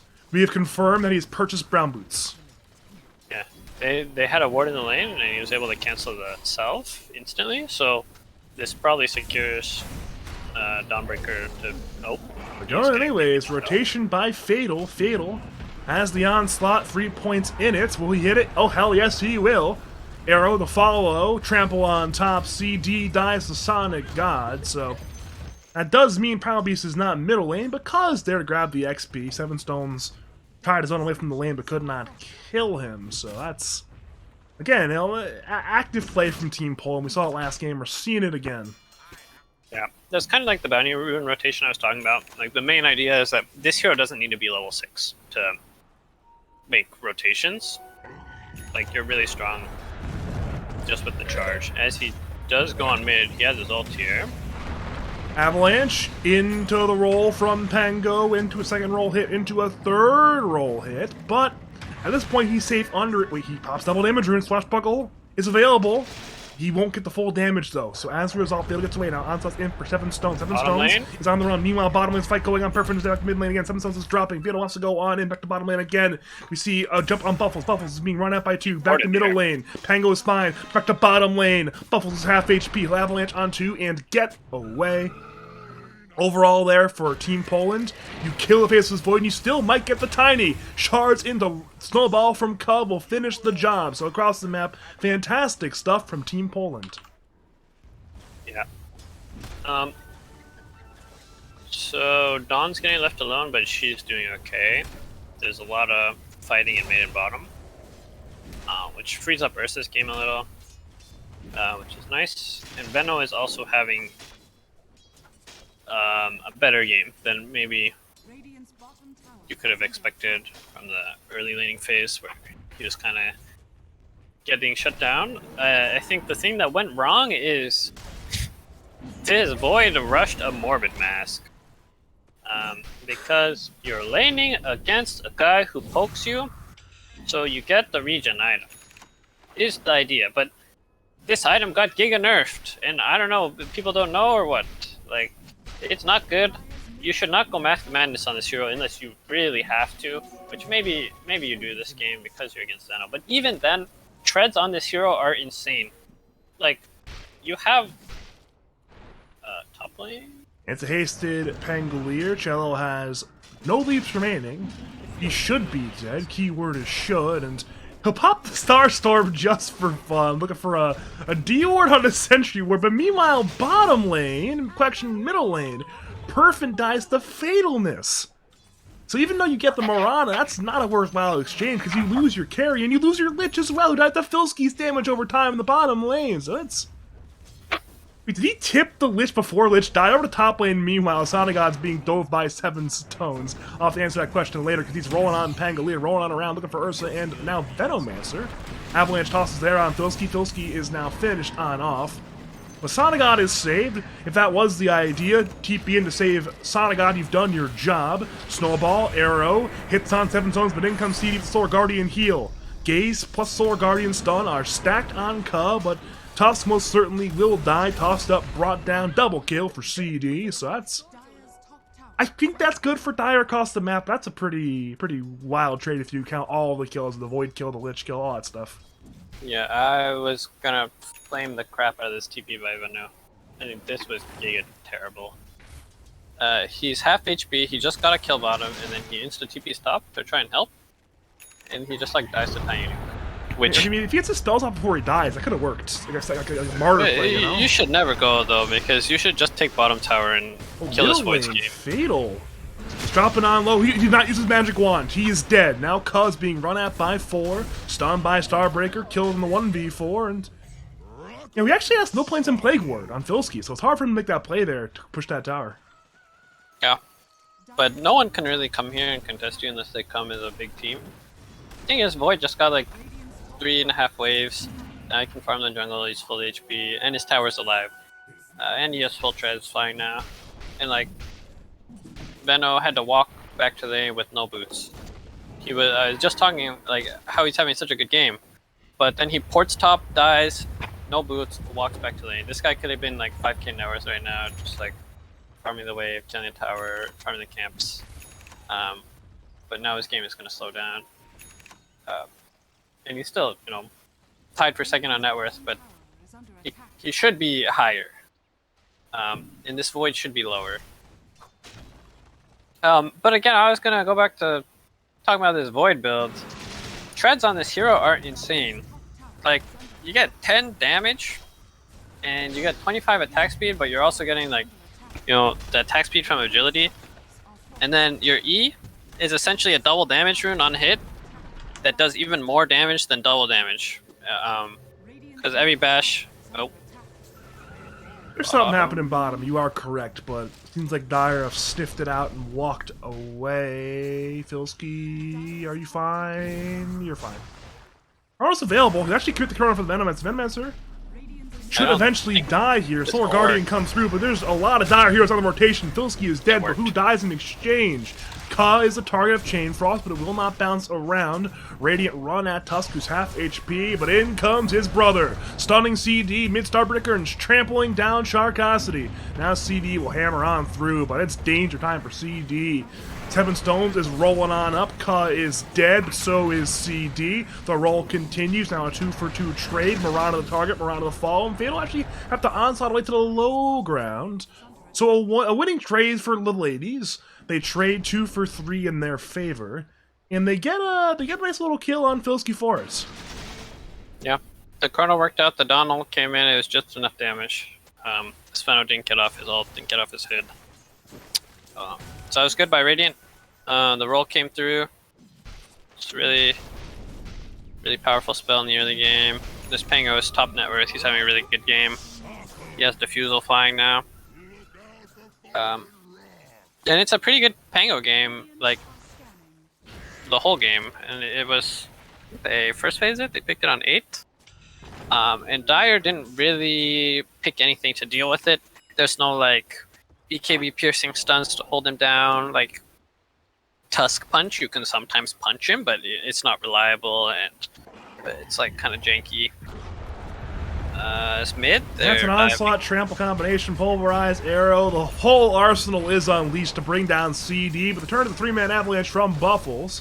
The Fatal is very tanky. He'll onslaught with an Arcane Rune once again. In comes Pango. He has Roll in right the hell now. He'll go on Filski. Shield crashing on over. Veno is getting screwed by the terrain right now, and 7 Stones will find that kill. Over to Sharkosity. He'll gaze up Fatal, still will die to 2 more hits. Correction, Pulverize, but Perfect and 7 Stones want vengeance. Onslaught comes through once again. That Arcane Rune coming in clutch for Fatalness. And he gets away from the danger. So that's a pretty good trade there for Team Poland. They trade 2 for 1 in their favor. They bring down 2, and they only lose their Filski. But if you get an offlaner for offlaner trade, you take the extra support kill. Yeah, it's a little concerning. I'm still concerned about this Veno. This hero really doesn't want to be chain feeding through the early game. Later in the game, naturally, the way he plays, he will be dying. He will go in, get his ult, cast it on people, and he's in the middle of stuff, and he's like a squishy range hero, so he'll die. But in the early game, you kind of want to be taking a part of the map, farming it with your Plague Wards, ulting people if they come to you, and not dying as much, so you can get to your item timings. You can get Vessel, you can maybe get something for tankiness, like Hood or Blads, which looks like Mirana's going to be buying pack this game. See a long fight going on top lane, by the way. Solar Guardian comes in from CD, Snowball to follow as counterplay, but it cannot save in time. In the 1v3, Ka is likely to die. He's slow but Diffusal Blade, and the Swashbuckle will entirely whiff, but it's not going to matter. It's still 2 kills. Yeah, good play from Radiant. This Pango's getting involved. That's what you want to see. Dawnbreak Girl coming in. Good stuff. And especially killing this, what is this guy called? Primal? Before he gets his BKB is really important, because it can be hard to bring him down once he has it. And stopping his Snowball is a good way to... some all chat going on here. Do I have somebody muted? Am I missing some all chat? Is it just Fatal, right? It's just Fatal talking? Yes, sir. Oh, okay. This is all chat going on. Top lane onslaught through into the Pulverize, into the arrow. Chain Frost is unleashed, but it will not matter. Sharkosity is going to attempt the runaway. Meanwhile, mid lane, there was a Chronosphere from Perfin to bring down Thos back to the top lane. Sharkosity somehow still alive. There's multiple Verdurous Gale buffs on the floor, but I will not save the Lich. So that's actually a relatively even exchange. You get 2, but you lose. You mean... Wait. No, it's definitely good for Dire, never mind. Because I thought for a second it was like, alright, 2 for 1 in the Chronosphere. But no, the team that lost 2 used the Chronosphere. So it's definitely bad for them. I mean, yeah, this top net worth Pango dying kind of sucks, but this Void just got a solo kill on the Veno, which is really good for his game. It's a lot of XP, a lot of gold. Actually, maybe Tiny was around, I'm not sure. It says plus 121, so I'm assuming something from... Someone else was there. But it had to be Tiny, yeah. Yeah. Either way, any kills you can get with Chrono are good, especially in a game where Chase lane was rough. And just shutting down this Veno further is good. He is going to get his Vessel now. He only has 1 charge in his turn, though, which sucks, but Veno is really strong, powerful. Okay, by the way, I figured out why he all-chatted. He was responding to the tip on Ka a minute and a half before that. I was like, what the hell is he all-chatting about? No, that's like an old tip. Sorry to interrupt you, but I was wondering, why is Fatal all-chatting at that exact points? But no, I figured it out. Yeah. He is defending his brother. Defending his twin brother's... He's defending his honor. It's a polar ass. These guys are always all-chatting. Even if they... Isn't really Polar Ass, though? There's only 3 players of Polar Ass. It's still the same team. It's only 2 players on the original Polar Ass. They're all the same. Anyway, Blink on Tusk. They might look here to dive. They also have BKB on Primal. Ursa went Battle Fury this game. He's just been farming. I'd like to buy Battle Fury on Ursa because I hate to play the hero. But sometimes, you know, you get pressured, you need to go a different build. But this game is pretty free. I think this is fine. I think. I want to point out the little interaction there. So the Specialist Array dropped on the floor. Perfin pings it out. I was like, wait a minute, I don't want to time walk in and die for Specialist Array. Lich, you walk in there. You walk in there and die from neutral item that I left on the ground. Luckily for Sharkosity, the die were not there. But I just want to point the little interaction out there. It's humorous to me. The little things in Dota sometimes, you know? Yeah, just send your sup in there. You've done that. You've sent the stuff in there to die sometimes. Absolutely. Not even just supports. You send like your off laner to die all the time. It's okay, Teddy, 11-17, go die. But problem is the carrier Ursa has been caught in the dire side tri camp. He's on the ceiling sky right now, but it's not going to matter. He's right clicked down by Faceless Void, who can apparently hit very vertically. And now Thanos will onslaught in, looking towards Buffles. Buffles about 2/3 HP. Pulverize comes through, but CD will heal with the Solar Guardian, and well, just like that, it's 2 core kills, 1 on Ursa, 1 on Primal Beast. Yeah. 2 tips. 2 tips. Count them 2 tips. 3 tips. 3 tips. And then you alt tab, what are you doing? You spell it wrong. Alt tab.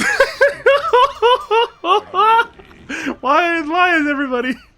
Why is everything so hostile? I don't understand. Why can't everyone just... I mean, there's no whole city in this game. Why are we all chatting? Can't we just... on its spirit. But he had BKB, he just didn't click it when he upped it. Yeah. Bottom lane. Yeah, CD forces TP away. Sonic God, wait. Stuns on cooldown, but the tip not on cooldown. Tip has been I used. think Dire should have not ported here. They should just walk in a Roche right now. There's no Chrono, no down ult, you have Nursa, just like that. But I thought for a second Buffles is all chatting and is going to die for it, but he'll die anyways. That's a snowball arrow combo. Yeah, that's a dead Tiny. You were saying something before that, right? So I was walking on a Roche. Ursa, 20 minutes in, still hasn't rushed. This is one of the things about the Battle Fury build is you don't solo it. His Fatal's dead actually. He's forced to BKB and pulverize. He's still 1/3 HP. Moonlight Shadow comes in. The arrow will split the wickets. And Fatal's forced to use BKB just to run away. Now Onslaught back in towards CB. But oh, the good dodge there from CD. Snowball punches there on Sharkosity. Ka is dead. Chain Frost will not bounce. Only 1 bounce on Filski. CD's running on her way. 7 Stones is rolling on around. Fatal is dead, so it's already 2 kills. CD will be the trade. But Shell and Filski have to run. Wait, never mind. They don't have to run. They can just sit there as Sharkosity dies to Filski's damage over time. Because he has a lot of that. He has a Venomancer, so it's a 2-for-2 trade. Yeah. This Ursa is like Giga AFK, which... I do the same thing if I play this hero. Unless I feed my lane. If I feed my lane on Ursa, I do a Basher and then I just run it. But if my lane is free, I also like going Battle Fury. The difference is, as soon as I think I can, I call for someone to smoke Roche with me. Because the second Roche power spike of this hero is really good because you get the free shard. And I think not taking Roche so far this game is like kind of a big oversight. Sharkosity's dead, though in the mid lane we see Solar Guardian and looking for Ka. Problem is, Cello and Sonic are on the way. Arrow comes in on CD. Perfect is a 2-man Chrono. Tusk is annihilated.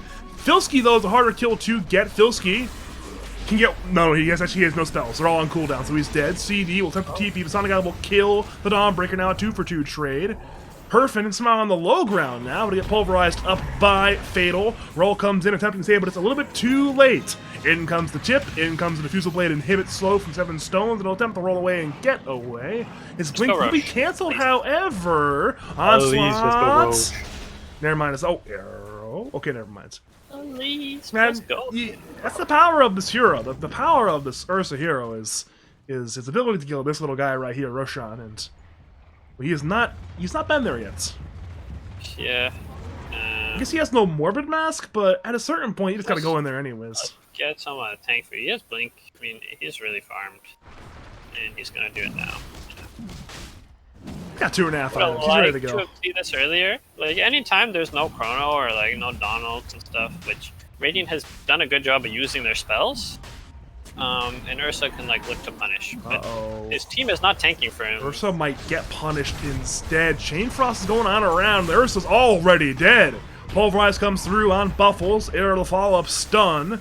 Tiny will likely die, but can Radiant find vengeance? They move towards Filski. Filski is stunned by the Starbreaker of Dawnbreaker, but... Well, instead it's Seven Stones who's forced to initiate on in. Snowball is the turn. Onslaught into Arrow. Arrow actually hit on the Faceless Void. He somehow tanked it, and now the heal is too late. A rough fight for the ladies. It's already 4 down, and CD, he has a Vessel and a Venoslow on him. He's probably going to die here. Fatal Tumbler's toys in, has the Onslaught, has the Pulverize, not even needed. Punched up and brought down by Cello. That's a 5-for-1, so sure you got the Ursa. You temporarily stopped the Roshan, but that is a disastrous fight. I mean, this is like... Radiant has no spells and they're contesting the Roche. This is gonna happen. They're just, like, all gonna die, right? The only problem is Ursa was tanky Roche. Primal's not tanky, even Veno or whoever. He's just, like, hitting it alone. That is the problem. His team should just be there with him. And there's, like, no punish, because these guys don't have Chrono. They didn't have Roll. Like, no Donald. And now he's just gonna go back in, do it again. Well, Pangle Roll is up again. Yeah, this time they but have Chrono, like, this could just potentially throw the game.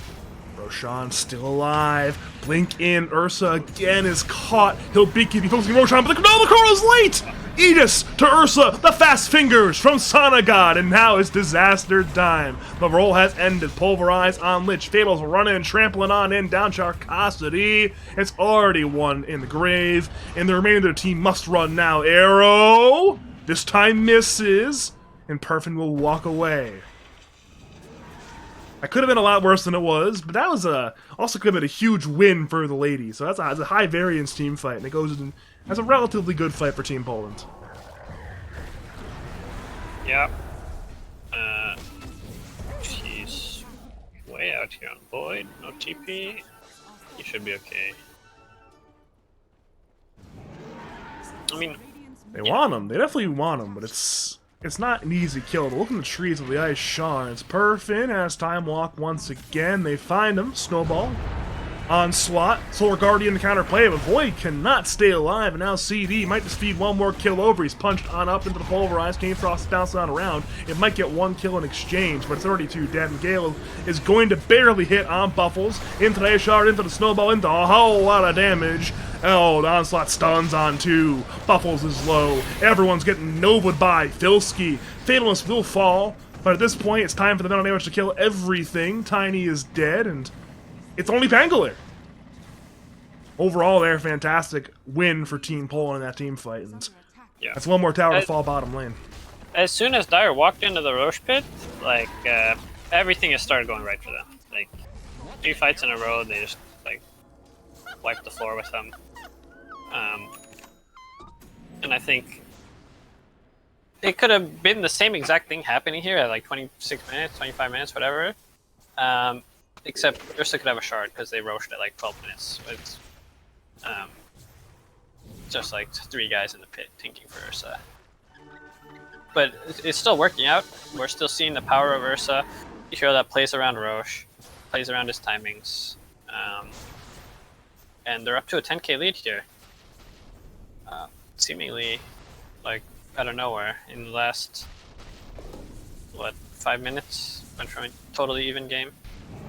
So, More or less, yeah. Oh, the bash from Sonagod. Oh, no. It goes from bad to worse. yeah. This is one of Void's worst carry matchups is the Ursa, because Ursa will always have Aegis, which is how you play against Chronosphere. One more kill as well, it appears. Lich, I mean, he'll get the Chain Frost off in time, but that is only for a moderate degree of damage. And a moderate degree of damage will not stop a severe case of being dead. Yeah, you can always just die to Ursa in one bash also, as Void, which is always scary. especially when this Ursa is like up 7k net worth on you. Not a great sign.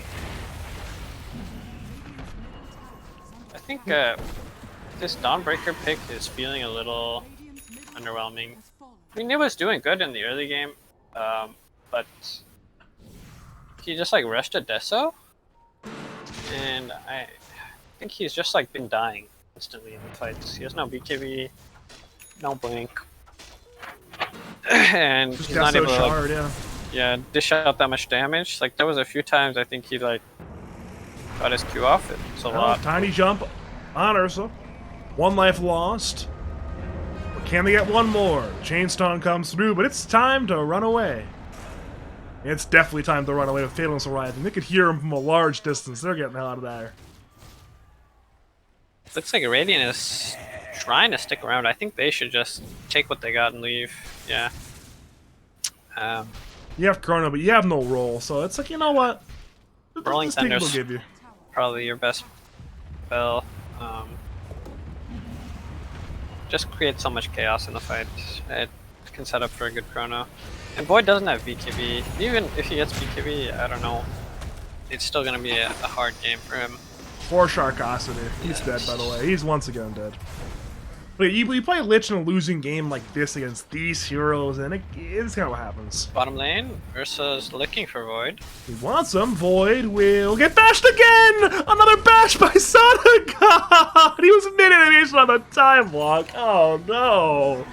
It's like Dota Wan's team pulling the win this one, man. We're at this point we're seeing cut and Seven Stones in a man fight, but with the rival Son of God and Fatal, Seven Stones forced TP away, and there will be no cancel on that one. It's a really early BKB from this Tuskar. 8k net worth. Pretty farmed.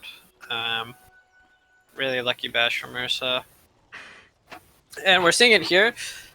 Ursa is gonna have an Ags. I'm a really big believer in Ursa Ags. I think this item is underbought. You could use it during Chrono, correct? Insanely. Yeah, you can use it during Chrono, you can get out of all the stuns. Like, they can hex you or they can like silence you. Otherwise, you can just ult out of stuff. And its cooldown is insane. 18-second cooldown. It's like mind-boggling. I don't know. And just people don't buy it. I don't know. They like to wait for Roche to drop it or something. But this is one of my favorite parts of the hero. One of the only parts of the hero I actually like is having Ags, because it's like Clark Q. It's like this. Get a jail free card, but like it's actually super free. Like there's no skill, you just click it. You don't have to predict anything, you just click, and then you're out. And we see Radiant smoking up here. Void still does not have BKB, he might just die. Well, no bash this time from Sonaga. Chrono is the turn, but again, the Enrage, as you mentioned with the Aghanim Scepter, it's a lot of reduction. He's all jetting mid-fight! Sonaga, for the love of God, please! Calmly all chat until post-fight. Perfect TP away. Avalanche buying time to TP, but for Buffles? Okay, Buffles is fine, never mind. How do you just all chat mid-Chronosphere? How do you just... Come on now, that's too much. Snowball on Perfin. Time lock not there in time, though the there's not enough commitment to bring him down quite yet. Sonaga turns on over to bring down the Dawnbreaker, who was tossed away by Buffles. Pulverizes there on Lich, and Team Frost is still bouncing on around. Speaking of rolling, so is Pangolier. CD is dead, but straight for Filski. Now the 1-for-1. With Cello and Ka both being injured, as is Fatal, it's time to get the hell away from this fight. Wait, he blinks on in and Ursa. Goes to Tiny. Ursa does not have the Aegis. This could be a little bit of a rough fight right now. Dawnbreaker buys back. They want the punish, but never mind, they won't punish. Wow. That buyback really hurts. I mean, this Dawn is having like such a rough game. And this is kind of the problem with this hero. I don't love it. I think it should be a carry, right? Because you want to just go Deso. Like, this is the build that's fun. It's cool. You do a lot of damage. But as an offlaner, you're not really adding any utility to this draft. It's like, once you're behind, what are you doing? Like, it feels bad. This Pango, though, is doing a lot of damage. Ooh, the reactions from Ka. 2 minutes till Roche. I think it's a longer spawn. It was like 220, which is again about in the latest 25%, latest 20% of Roshan spawn. So not a great Roshan spawn for Radiant if they want to grab it. Yeah. And looking like Dire will probably just go back to the Radiant Triangle and try and secure this area for next Rosh. Top lane, they might catch Void here. They see him, they smell him, they taste him, but will they slay him? No. Time walk TP. Yeah, Venos had Ags for a while. This Ags is pretty good. Lowers the cooldown a lot. Does a lot of damage. It's really hard to fight into this once you get hit by it. He also has the 20 talent now. If they get Venerable ulted on Radiant, it's really rough, and they don't have like a pipe or Wraith Pact or like anything to really reduce this guy's damage. So it'll be rough. You know what's one good way to stop the Veno DOT? Kill him. Die. That's also true. You and I had two very different angles in that idea. One, don't let Veno hit you. The other, accept your death. Accept the inevitable. And then buy back. That's what I mean. And there used to be a number of strats where EG used to do that, where they would play into these huge team fight lineups. They would die on purpose, buy back, and then like it's a DP all to end the game or something. They're famous for it, and they were very good at it. Definitely something you need to be looking at here, because 14k lead, Dire's about to get second Roche. Abusing your buybacks in your base is going to be one of the only ways. But they're smoking here. They're going to run into Tusk or Veno, though, before they can ever get near Roche. And yeah, he's the broke. Yeah, Ka, he's having a good time. He's playing around. He's spamming the Tusk lines. It's a good time, I guess. Well, here we go. Onslaught from the side. Snowball will stun on one. Pulverize on Lich. CD will now turn with the Shard Star Breaker. Sharkosity to fall. Poison Nova comes in, I believe, hitting on 2. What is a Chronosphere on 4? But the damage inside is non-existent. CD is dead. Perfin is dead. Seven Stones forces Swashbuckle away, but he's being run at by 3 different heroes. Actually, 4 different heroes. He's dead. That's a 4 for nothing, and, well, Probably. it's over. It's probably over. I mean, if there were buybacks, maybe, but there's no buybacks. Yeah, we're seeing the issues with this Faceless Void pick, like, a lot. Well, it's one thing to get punished in lane super hard, and then also punished in the carry matchup, but they didn't draft around it. Like, in the draft I was talking about, oh, I hope they pick, like, Invoker, or the Lina that got banned, or, like, Zeus or something, just to dish damage into the Chrono. And even if you're having a bad game, like, you are still a carry with a stun, like a big circle stun, you know? And being able to utilize that is really important. And I think when I pick this hero, I always make sure someone is dishing damage. Usually 2 guys. I like my sup to have damage, like some Hoodwink or... We're going on in, just dive into your 4 towers. Ska is most certainly dead, but what is the trade? The answer is Fatal is just going on way too deep. He might just be dead here, actually. Yeah, he's just dead, so he's gone too deep. Dire only got 1 set of barracks and got a lot of gold back. He's gonna Roche, though. He's solo Roshing on our set. Yeah, free Shard, free Aegis. I don't think Radiant can get there in time, even if they know, and I don't think they know. Yeah, they might try to check in on Tiny. He's walking towards. They see him coming, though, and it's already gonna be dead. Ever so slightly late. Right idea, but...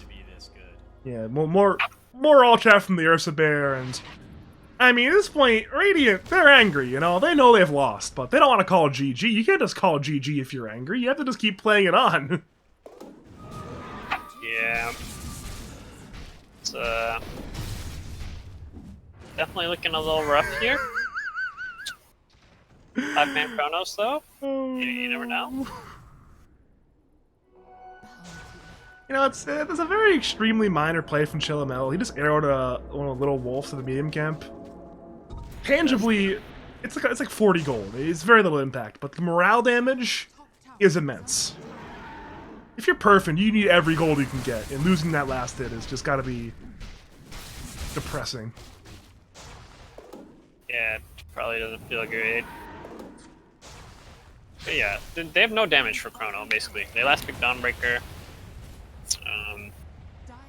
They have 4 melee heroes. And a Lich. Like, it's a hard game to be Faceless Void, like, and hit good Chronospheres, because you're not setting up for anything. One key really. problem, Abyssal Blade, Arrow, Also dead in Dead. 1 hit. It feels good. technically it was multiple hits, but again, Good it's to be this good. that was what, like 3 seconds of just 100 to 0 chain stun?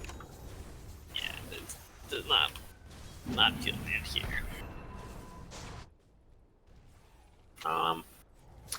It's okay though. We talked about it. The buyback, bait him in. He does have buyback and Wait, Chrono. He's ready to go. He's tossing on the Tusk. Tusk is dropping, but a BKB. Oh dear God, no! The collapse is it's not looking good right now. The Chain Frost is doing no damage. He'll buy back on Lich. Void can still buy back. Ka is all they need to kill this Tusk. They have killed him, but they have 4 more heroes to kill, and Ka buys back anyways. They also towards the fountain. He's still fine. Something got bashes Tiny. Tiny's dropping low. He goes in Abyssal CD. The Battle Fury damage. Oh no! He got 2 kills with a cleave. When's the last time you've seen a double cleave kill on Ursa? That never happens. Yeah. Void's spawning though, and this guy's in the fountain. He's somehow still absolutely okay. Now this his second trip to the fountain will do it. So Ka could not survive 2 trips to the fountain. But that's actually a dieback on Tusk for 94 seconds. But Huge Chrono coming here. Huge Chrono. yeah, it's 2 racks. 2 racks. Again, if you're Team Poland, that was pretty sloppy. But again, it doesn't. I don't think they care. I don't think it matters. I think they're fine getting only the racks, some kills, and getting away. I mean, this Pango is actually level 25. This guy is giga farmed. He has Octarine, 20k net worth, second highest in the game. It's just, he doesn't do quite enough damage. Dash on Sonagod into the roll. Wait a minute, is something actually going to work for the side of the ladies? Cello leaps away. And Sonagod goes in, immediately dashing Pangolier. Void time walks in, time walks out.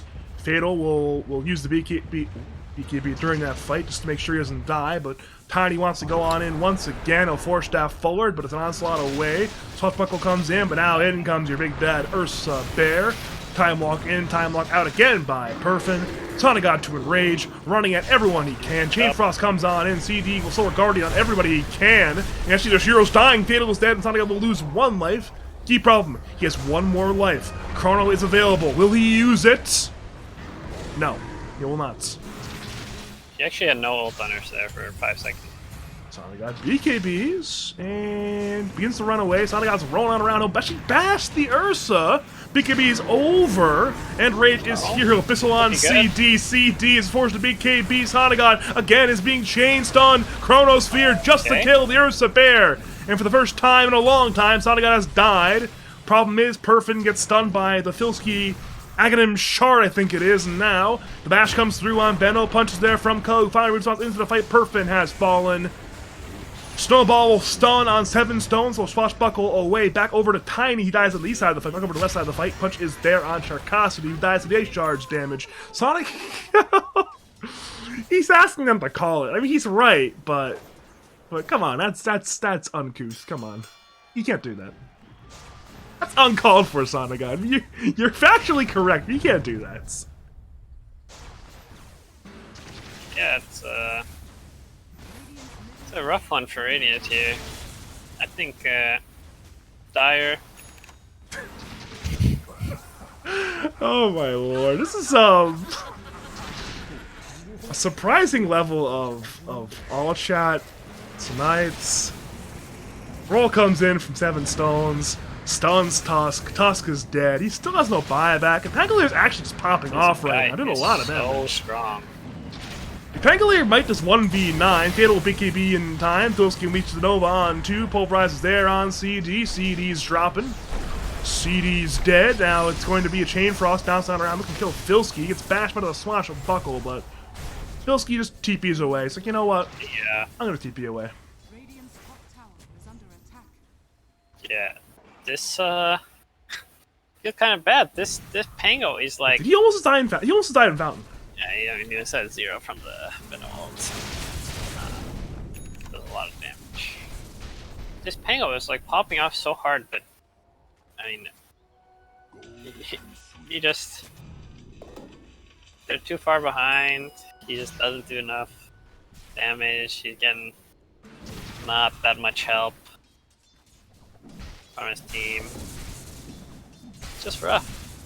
It's a tough game out here. Still, I mean, Radiant is still playing. They still are holding on to that little glimmer of hope See, every fight. let me tell you a story. I used to be sort of captain who just wouldn't call GG ever back in the day. Maybe this team is like that, but I think more than likely they just don't want to say GG to these guys. Like sometimes the enemy, they BM you, they all chat you, and you say, you know what? I'm not saying GG to them. Screw them. I'm not calling GG. I'm gonna make them kill the throne, and when they kill the throne, I'm not saying anything. Maybe ask you to play here. Just disconnect. Just type disconnecting console. And then the Yeah. game pauses though, and that's I've been there. then you have to all chat and say, yeah, guys, we're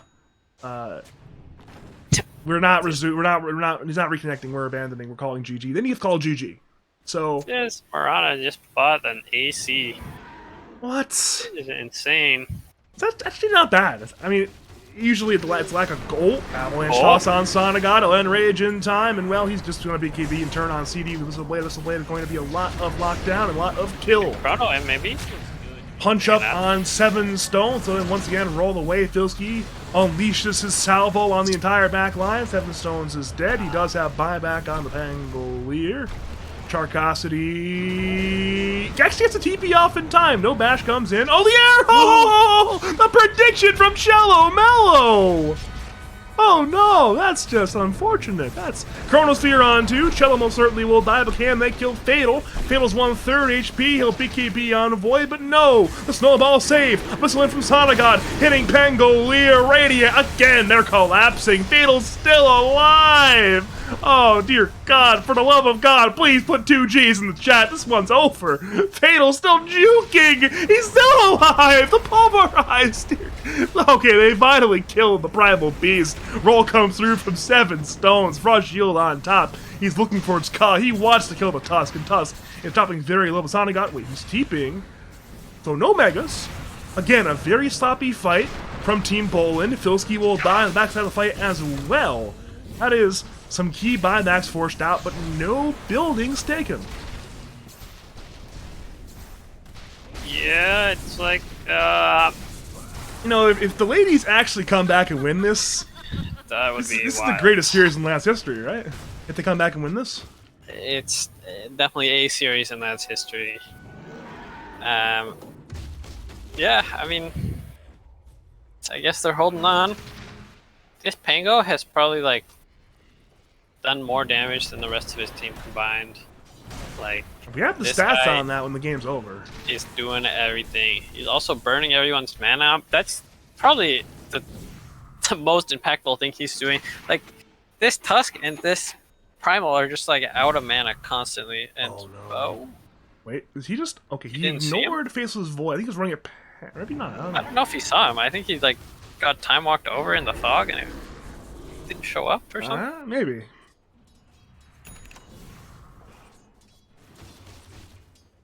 Arrow. It's a little wide. I mean, good 1,500 units away, but again, that's kind of a blind arrow. He had some idea Void was there, but no idea where he was, so. Yeah. I mean, this game looks like what I do in Unranked. I'm Dire, and then I'm playing Ursa, and then I'm just taking a trip to the fountain every time because I'm bored. And then the game just goes on forever, and then, like, it's, you know, it's a interesting experience. I don't know. Personally, in official matches, I'm trying to win, so I'm not doing as much trolling as Dire is doing here. They're definitely just going straight to the fountain every time, just like taking these fights in the Pango roll, and the game continues. I mean, it's one of those things where it's disrespectful, but I think that's the intention. I think they're trying to be disrespectful here. Yeah. I think that's the idea. So if that's the idea, I'm executing quite well on that concept. Yeah. We're trying That's to dead trying again, by to the way.